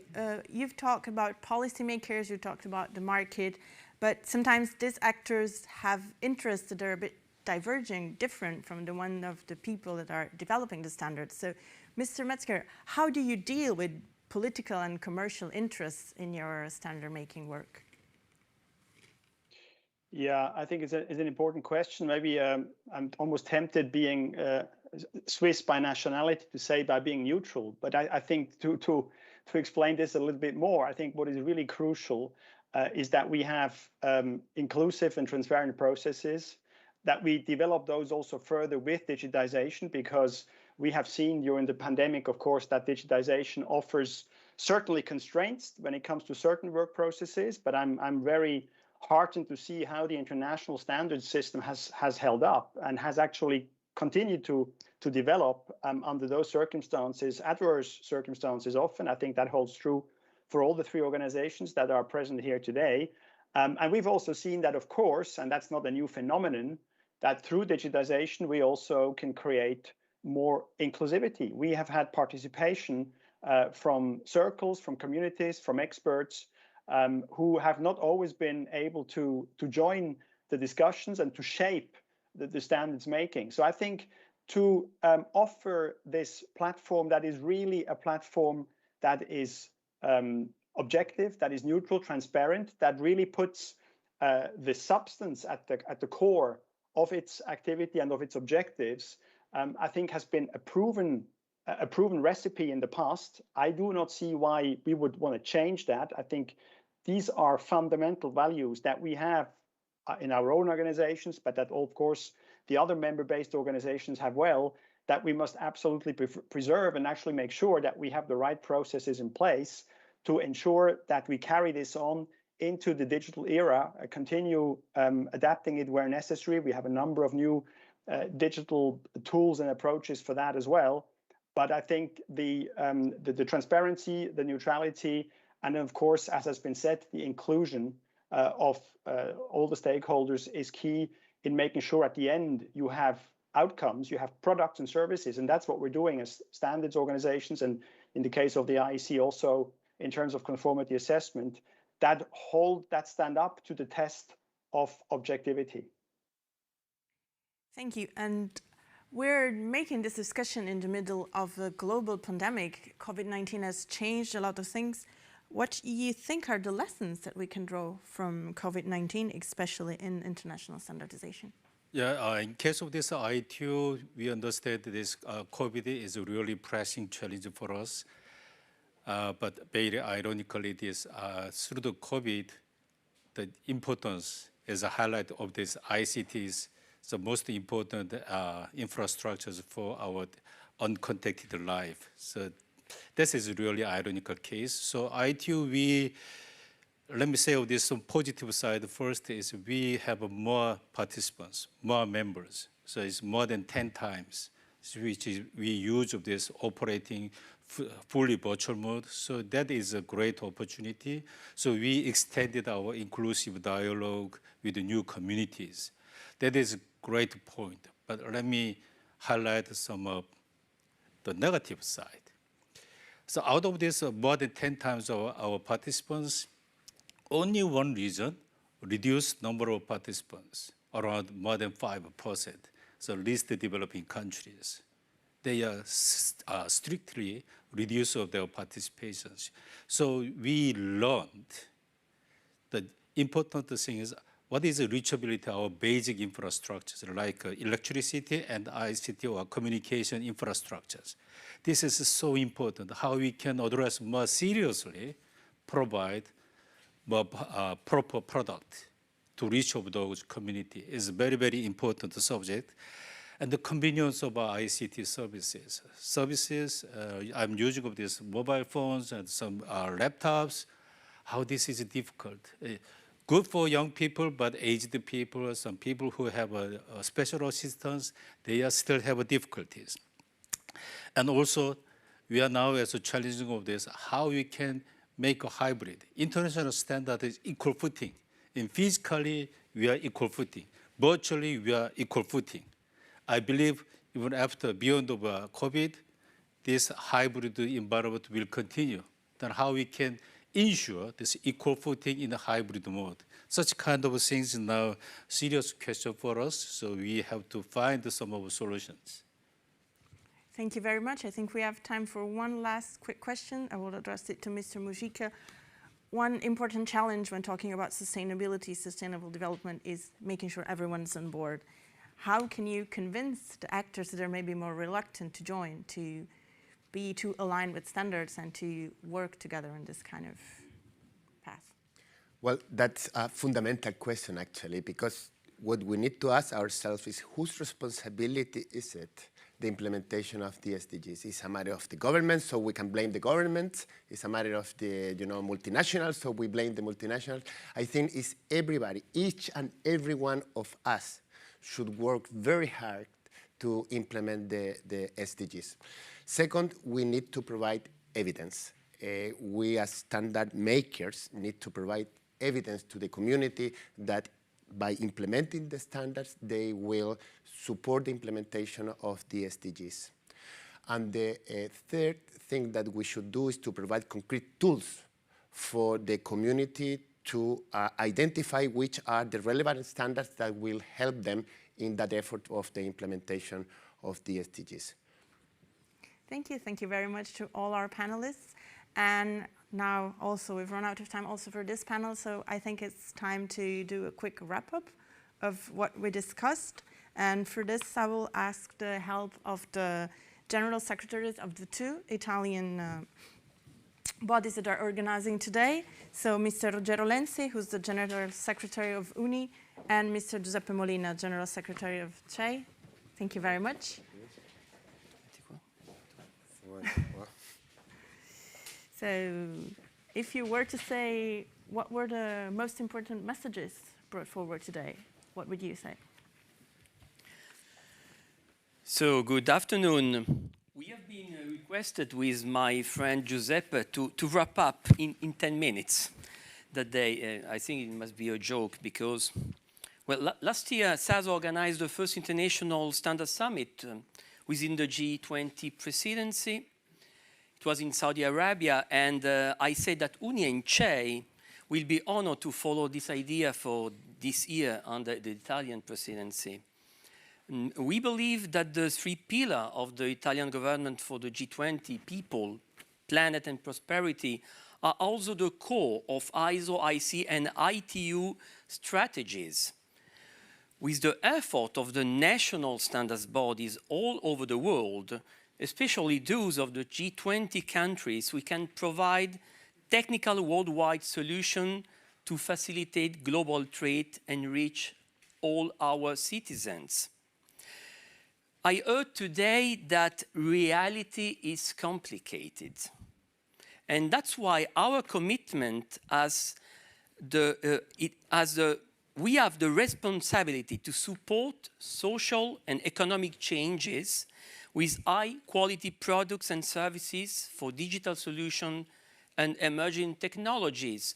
We heard about smart cities, finance, farming, climate change, artificial intelligence, and conformity assessment. These are only some of the examples on the topic on which we are working all together in a sustainable and ethical way to guarantee well-being, health, and safety of women and men in a fair community of economy.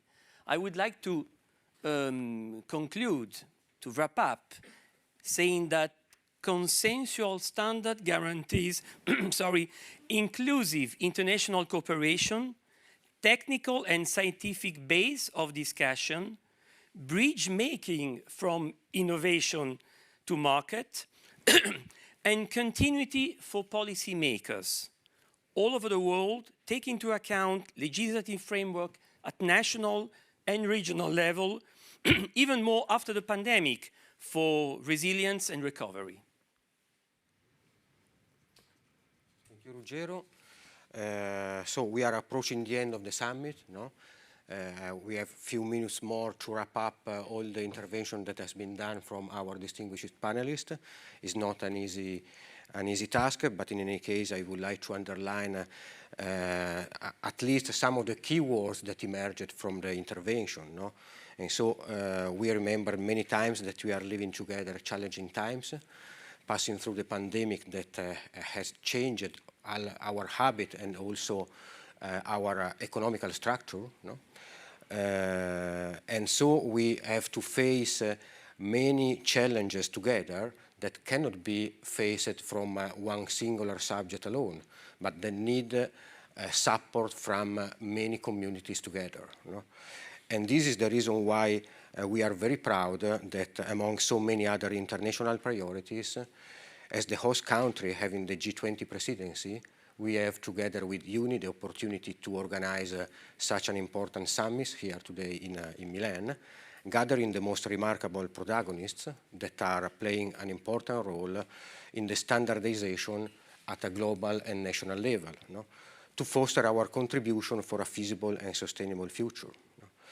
We spoke a lot about sustainability, but we remembered also that sustainability cannot be alone without taking in consideration also the importance of inclusiveness, also considering that there is a huge part of the world that has not so far electricity and connection. No? We need an integrated approach, and we spoke about it in the first panel, between legislation, regulation and standardization, not forgetting also the importance of conformity assessment.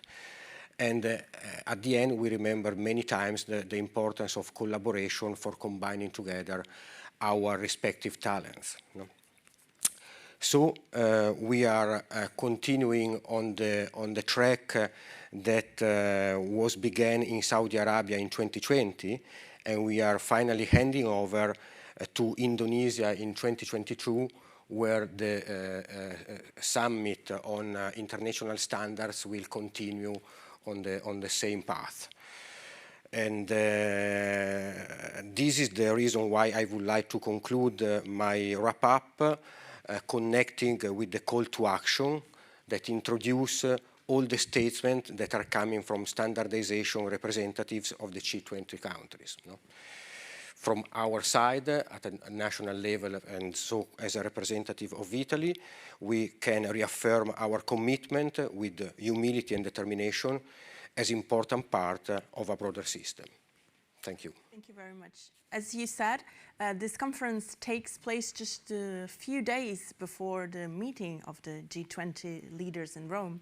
And that's why, just like it was the case last year, it is closed by a call to action that all the international standardization bodies are proposing to the G20 members to explain and to help them understand the role that standards can have towards people, planet, and prosperity.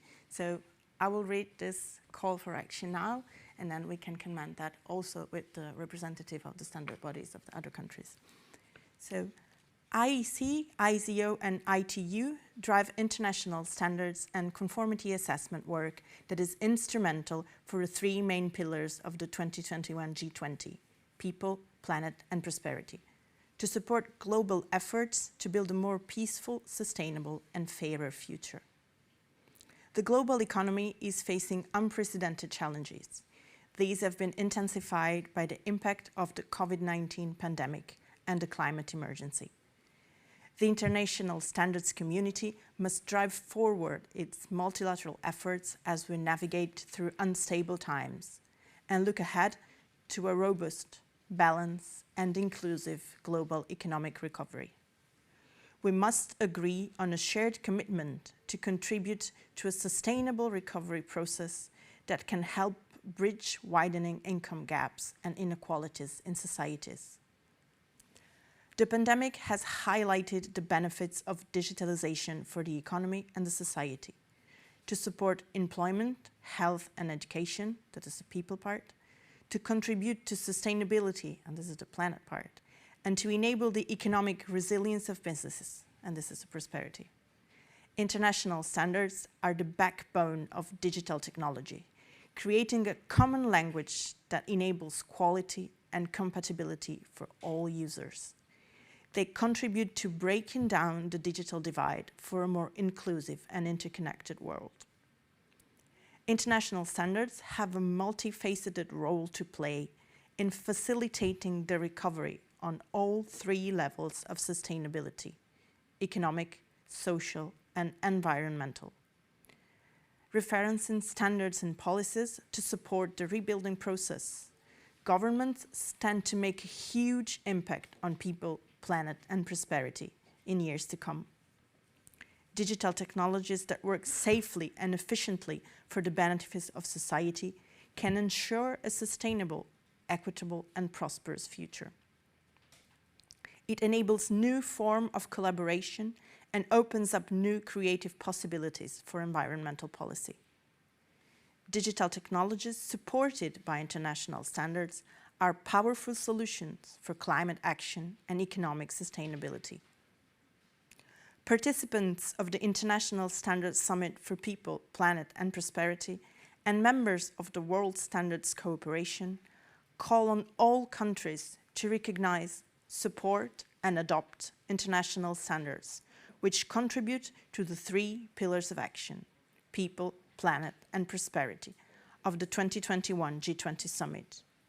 Together, we will ensure that international standards accelerate the successful achievement of the Paris Agreement, the United Nations Sustainable Development Goals, and the United Nations Call for Action on Adaptation and Resilience. Okay, so that was the message, and then I will leave the floor to you to call into the discussion all the representatives of the other countries. Thank you. I have the pleasure to call Mr. Osvaldo Petroni from Argentina.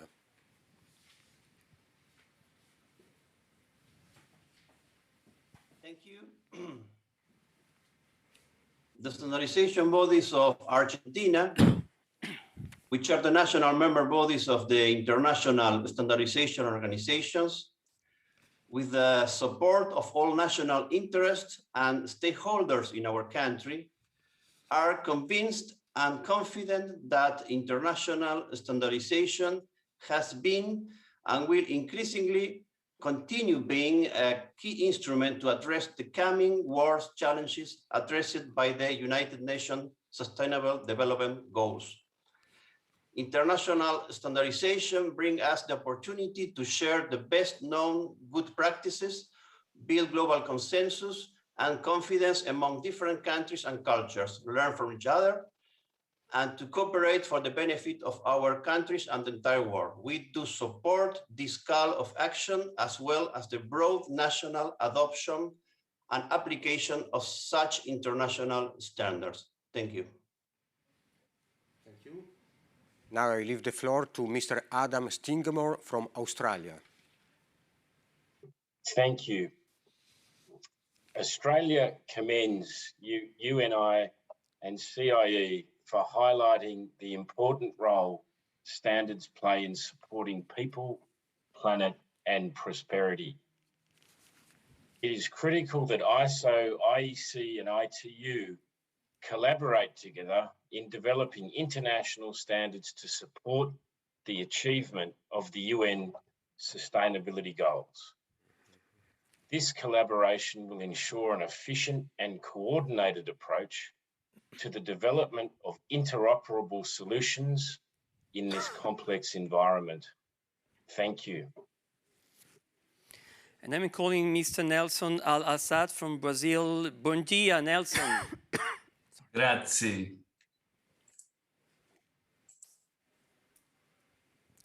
Well, the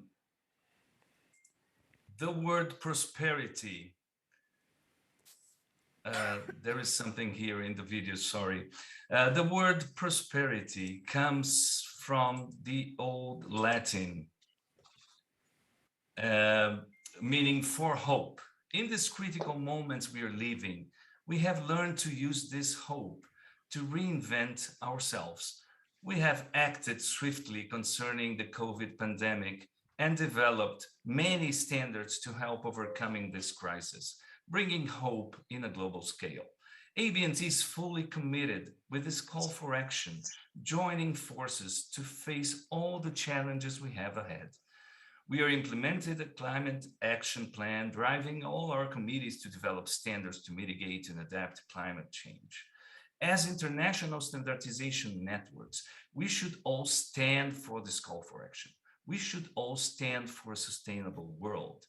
And standing together, our standards will be the building blocks for a better future for people and planet, with prosperity in a broad sense. Let us be this hope in action now and turn these challenges into global opportunities. Thank you very much. Now we have Mrs. Chantal Gay from Canada. Bonjour, Chantal. Bonjour. Distinguished guests, colleagues, first of all, a big thank you to UNI and CEI for organizing a very successful and interesting summit. In Canada, we believe that to attain a more peaceful, sustainable, and fairer future, it's clear that we all need to play our part. We need to rally our industries, researchers, and planners to develop a new standards and conformity assessment to advance technologies that do less environmental damage. We need to support them with standardization strategies through dedicated programs for infrastructure and innovation that will help create a cleaner world. We need to continue researching and creating guidance for broad concepts like SDGs and ESG to make them more concrete and measurable, and to ensure alignment between our nations. And we need to work with our governments to build standardization into our legislation to ensure that what some call lofty goals for a sustainable, equitable, and prosperous future are recognized as realistic, achievable, and prioritized by all. Thank you. Thank you. China is not attending, so I leave the floor to Mr. Gilles Nativel from France. Yes. Distinguished guests, ladies and gentlemen, France fully supports this call of actions. The three dimensions of this summit very much match our inspiration. First is people. Standardization indeed had a strategic role to play for a more inclusive society. We are happy to report our commitment to develop an international standard to promote good practices for equality between men and women. Equality standards are expected to play an important role for future biotherapies and biotechnology. Second is planet. The decarbonization of industry and of our economies is a major goal, which indeed need of international standards to sustain a more circular economy fed by energy efficiency, by hydrogen, by better batteries, and by the progress in electromobility. And third is prosperity, and the primary condition for prosperity is trust. In the digital age, this means cybersecurity standards and conformity assessment, which must become a key enabler to support the promises of the industry of the future. Thank you for your kind attention. Now I give the floor to Dr. Thomas Siegler from Germany. Guten Tag, Thomas. Guten Tag, and thank you, Mr. Chairman, and buongiorno a tutti, representing the German government and at the same time with the mandate of our private national standardization organizations, DIN and DKA. I'd like to thank you for convening this important meeting. In our view, it is also perfectly matches with the Green Deal initiative of the EU Commission, which can provide significant input from people, the planet, and prosperity at the same time. Member states, and in particular Germany and the German standardization organizations, are committed to contribute to these goals. Currently, for example, by launching the work on a national standardization roadmap for a circular economy, we hope to offer solutions that may serve also the goals of this summit. Public and private German representatives, including businesses and ISO, IEC, and ITU, continue to aim at the best agreeable standards. That's why at ITU, Germany seeks to get re-elected to the ITU Council, and personally, I'm happy to be entrusted by the German government to become the 2022 candidate for the position of Director of ITU Standardization Bureau. For my delegation, I'd like to thank the Italian G20 presidency and all speakers for this important summit, which in 2 sessions rolled out how voluntary standardization is essential on all 3 levels of sustainability, economic, social, and environmental. We certainly will continue to do the best possible to support the findings through a sound and sustainable standardization policy. So thank you for your attention and vielen Dank. Now we should have a pre-recorded message from Pramod Kumar Tiwari, represented India. We are all aware of the important role standards can play in ensuring sustainable development. The standards community all over the world is making sincere efforts to align the standards to the requirements of SDGs. Bureau of Indian Standards, the national standards body of India, has also put in place all the necessary systems to see to it that SDGs become an integral part of the standard formulation process and are embedded in all its activities. We want to work closely with all other national standards bodies and international organizations to achieve the shared goal of a better and safer world for all its inhabitants. Thank you very much. Thank you.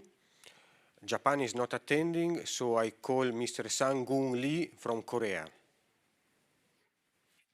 Ladies and gentlemen, I'm Sang-Gun Lee, Administrator of the Korean Agency for Technology and Standard. We have been facing a number of global crises, such as poverty, inequality, and climate changes, that we need to be tackled by international cooperation. Moreover, the COVID-19 pandemic has accelerated the global crisis, causing social and economic instabilities. In this challenging time, the Korea fully supported the call to action declared by Italy and international organizations, emphasizes the need for standardization in order to respond to the common challenges facing our world. Korea is working hard to standardization to contribute to SDGs. I'm convinced the standardization for 2050 carbon neutral and digital technologies that Korea has strongly pushed forward will play a significant role to achieve climate action and economic sustainability. Thank you very much. So I call Mr. Emeterio Mosso from Mexico. Buenos dias. Buenos dias, thank you. Good morning and afternoon, ladies and gentlemen. In Mexico, we celebrate the inclusion in the agenda of G20 Standardization activities, recognized as a tool to solve several global issues that affects people, the planet, and global prosperity. I would like to share with you that in Mexico, today more than ever, international standards are highly relevant to boost the competitiveness of Mexican and foreign organizations, both public, private, and social. International standards are contemplated in our new quality infrastructure law as a basis of preparing Mexican standards and also technical regulation that contribute to safeguarding legitimate objectives of public interest, such as food safety, protection, and environment and climate change, among others. Our new quality infrastructure law incorporates several principles. For example, collaborative work between governments and other countries, the private sector, academia, conformity assessment bodies around the world, which allows the recognition to facilitate the trade of products and safeguard the welfare of citizens. We invite the member countries of the G20 and their national standardization body to maintain and increase the agenda of collaboration and cooperation in technical works forums as ISO, IEC, and ITU, as well as to exchange ideas and projects implemented that influence in the improvement of people's life the planet and prosperity. Thank you very much. Thank you. We have now a pre-recorded message from Mr. Anton Shalev from the Russian Federation. Dear colleagues, it is a great honor for me to be a part of the International Standards Summit for People, Planet and Prosperity, and to represent the Russian Federation as one of G20 members at this event. The challenges of the past 2 years have proved that we really live in a very new world. We live in a new reality, a new normal, and we have not only to get used to it, but to learn how to develop in this changing environment. Widely adopted new technologies is the answer to the challenges. New advancements boost efficiency and productivity, create competitive advantage, promote innovation and struggle with climate change. They drive the evolution towards innovative new standardization solutions that should meet user expectations all over the world. We strongly believe that countries' cooperation in the processes of international standardization, from drafting the document to its final provision and national adoption, takes the international standards to the next level. It will be the principal tool of the world's development in this new reality. International standards are leading our path towards the sustainable development to create prosperity for people and for our planet. Now I call Dr. Saad Al-Kazabi from Saudi Arabia. Thank you, Mr. Chairman. Again, it's my pleasure to extend my thanks and gratitude to UNI, ISO, IEC, and ITU for organizing this summit. The Kingdom of Saudi Arabia support the call to recognize, support, and adopt international standards which contribute to the 3 pillars of action of the 2021 G20 Summit. These are people, planet, and prosperity. We strongly believe that international standards and conformity assessment are key enablers and drivers to such 3 main pillars. Collaboration, commitment, inclusivity, and balance in achieving the SDGs are vital to implement this call to action. Thank you very much. Thank you. Now I leave the floor to Mrs. Jody Scholz from South Africa. Greetings from South Africa. It's an absolute privilege to participate and submit our pledge at the 2nd Standardization Summit under the theme People, Planet and Prosperity. As the national standards body of South Africa, the SABS has a legislated mandate to support the socioeconomic and environmental policies and priorities of our country that further contribute to the attainment of the SDG targets. We recognize the impactful nature of standards in addressing global challenges of climate change, energy and water security, job creation, and economic growth, amongst others, while securing the future sustainability of our world and generations to come. We further recognize the increasing urgency for greater collaboration with diverse stakeholders in articulating relevant consensus solutions underpinned by our participation in ISO, IEC, ITU, and other standardization fora, and the need to act now.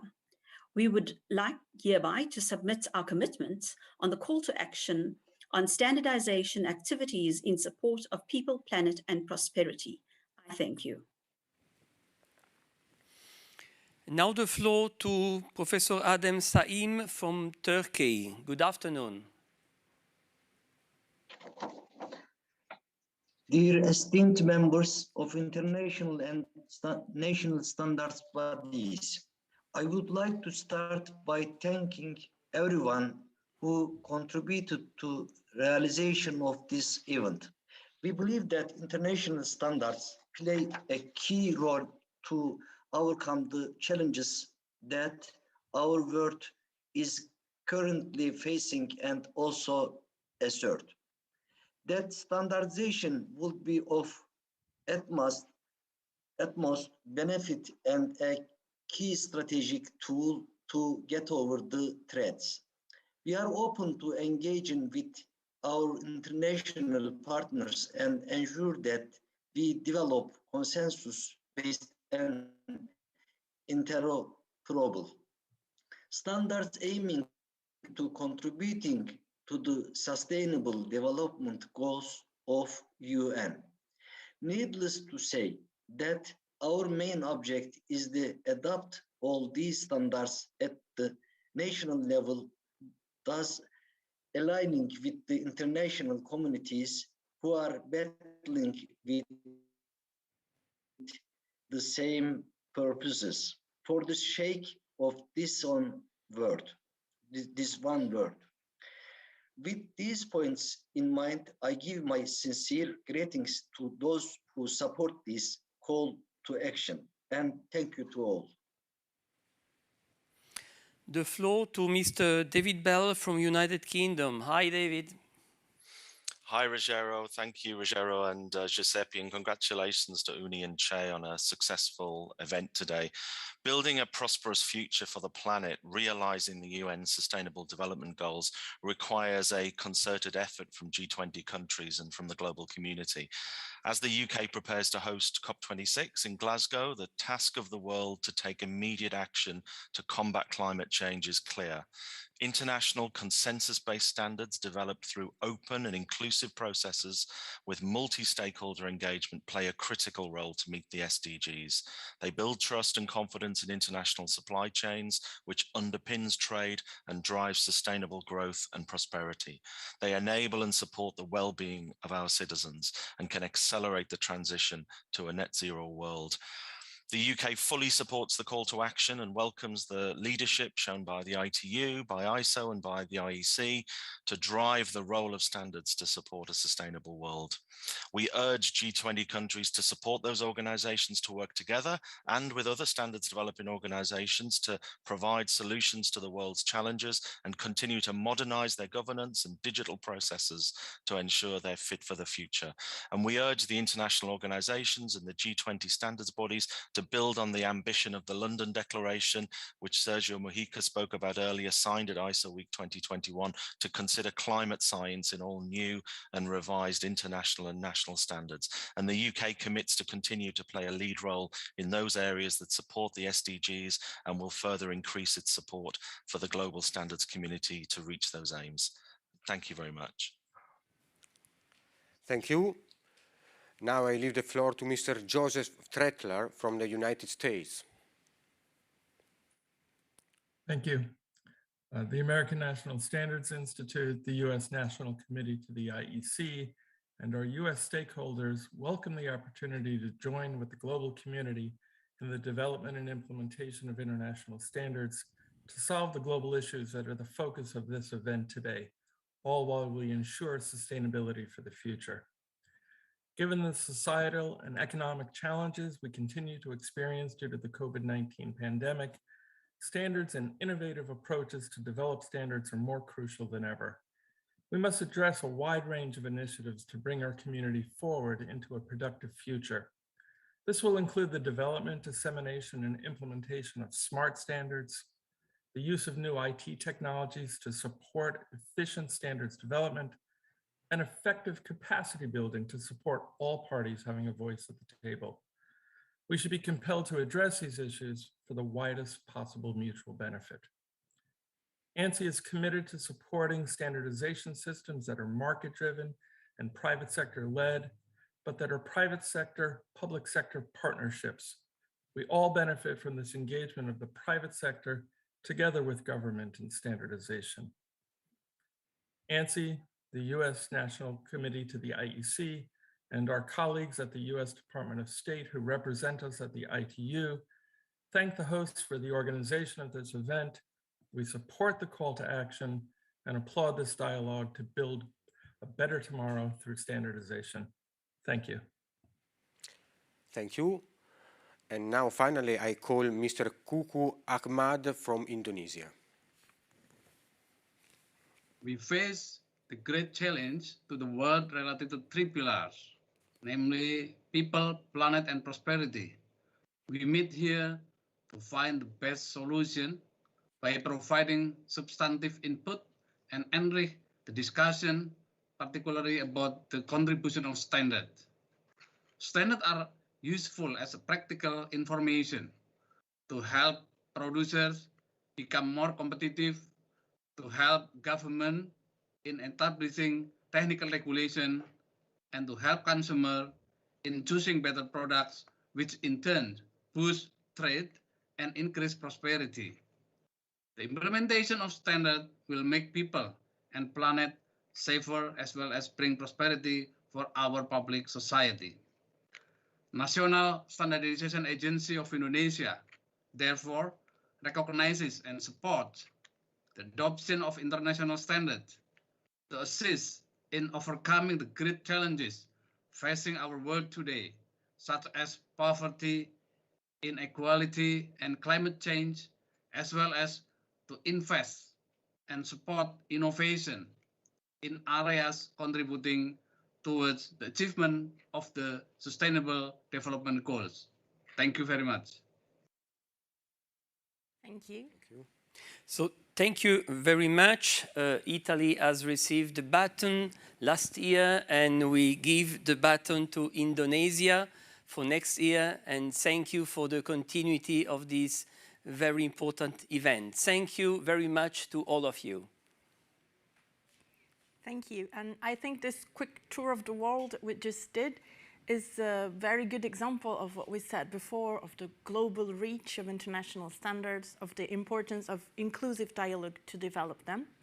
And now, as we said, as is Italy's turn to hold the G20 presidency, we will have a meeting in Rome this weekend, and also after that we will have the COP26 in Glasgow, a climate conference that will deal with climate change. I think it is a good moment to leave the floor to a representative of the Italian government that will try to close this all up and maybe bring forward the main messages that will be taken from this summit to the G20 leaders meeting that will be held in Rome next days. So if he can hear me, I will leave the floor to Mr. Renzo Tomellini, who's the Chief Technical Advisor of Roberto Cingolani, the Italian Minister of Ecological Transition. So thank you for joining us, and the floor is yours. Thank you, thank you. Can you hear me? Good connection? Yeah. So, very good day here from Rome. So nice to be with you. We all know that the global economy, the socioeconomic system is facing an unprecedented opportunity. An unprecedented opportunity to change our way of behaving, our way of producing energy, our way of transporting and using energy, our way of producing goods, delivering services, transport, travel, eat, live, get warm, get cooler at home, and so on and so forth. It is a unique change. I can imagine how big has been the change for our great-grandfather 1.5 centuries ago when they moved from the sailing boats to the steam engines, from the horses to the cars. I was not there. We were not there. So we can only imagine, but we cannot know. For sure, this is a very important moment, exciting moment. And we are in a moment like changing the aircraft engine while flying, because we want to change, but we want also to continue and secure stability to ourselves, our citizens, our country, our system. So the struggle to sustainability is struggle to a new economic, environmental and social, in terms of inclusivity in particular, approach to living together. The norms are key for this. Standardization is key for this. We want to walk the talk and not only talk the talk. We know very well the environmental sustainable goals have been giving us in a consensual manner the direction. In a vector analysis, we have the direction and the versus of the vector. So there is no discussion about where we want to go. There is agreement on when we want to reach the net zero goal. Where we have to see is the speed to reach in different situations and in different areas, in different technological fields. And for this, it is essential the contribution of standards and norms that will allow to increase the speed, secure the quality, and give the reliability to our way of behaving. Standards are a guarantee for the citizens, for the companies, for business, for public administration, for consumers, for insurance companies, for our entire system. And in the case of the climate change, combating against the negative issues that come from there, mitigating the effects, adapting to the effects in line with the SDGs, we need to adapt and tackle the standards. The voluntary consensus-based way of making the standards is an excellent example also at international level, in the international arena, about how to proceed towards the commonly agreed goals. The synergy that we have developed in the standardization and the way of proceeding is a very strong basis for keeping the pace and delivering on the results that are expected from us. Of course, inclusivity, I was mentioning, is essential, and strength is to hear all voices, to have the multi-stakeholder approach, to be flexible enough to understand that the borders between technologies and disciplines is fading. Since Newton time, we have developed a separation in the wisdom and in the knowledge. Natural sciences took their autonomy from philosophy and humanistic approaches. Then there was the establishment of the physics, different from the chemistry, then different from the biology, then the magnetism, electromagnetism, the nuclear, the biotechnologies, the IT. And now we have realized that to make a step ahead, we have to trespass the distinctions between disciplines. We have to go toward a multidisciplinary approach. And in the application of the technologies, in the bringing down the science and the knowledge into the creation of solutions for people and society, we have to have a multi-stakeholder approach. We cannot neglect complexity. Complex situation, complex challenges, when they recognize a simple solution, very often the simple solution is simply wrong. So we have to keep complexity. We have to solve the complications. Complication is something different, but complexity has to be taken into account. And for this, it is essential that we go on with these multidisciplinary and multi-stakeholder approaches.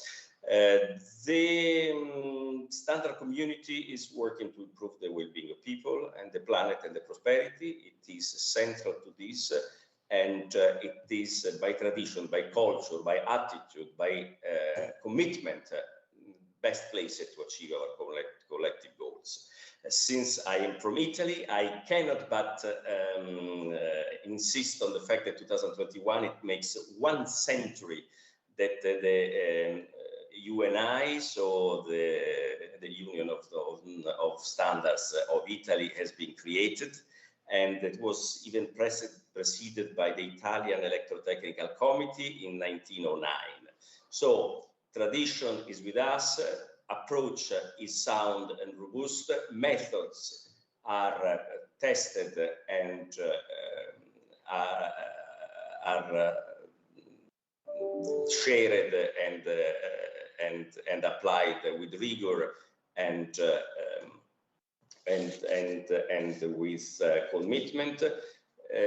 All the elements are there so that the standard community continues to deliver and enables the reality of the change, because with SDGs, it was made clear where we have to go. In the frame of the European Union, we have the Green Deal, we have now the proposal of the Fit for 55. In Italy, we are developing the National Plan for Ecological Transition. We are investing at global level funds, public funds, private funds. The vision is there, political consensus is there. We have to walk the talk, we have to deliver, to do, and without standards, there will be no possibility to go far and to be successful in this change. So congratulations for the work done, and congratulations for the work that the community of the standards people will do in the future. Thank you. Thank you very much, Mr. Tomellini. We are at the end of our summit. We had to wear our masks because all the representatives of the organizer have joined me to say goodbye to everyone and to say thank you. I don't know if you want to say a final word. I really want to thank all of you. In particular, I want to thank the staff of ISO, IC, ITU, the staff of CHE, the staff of UNI, the media services, and also the event services, and especially Chiara and Kati for the work that all these people have done, even it will not be possible to be here today. So thank you very much to all of you. Thank you. Bye.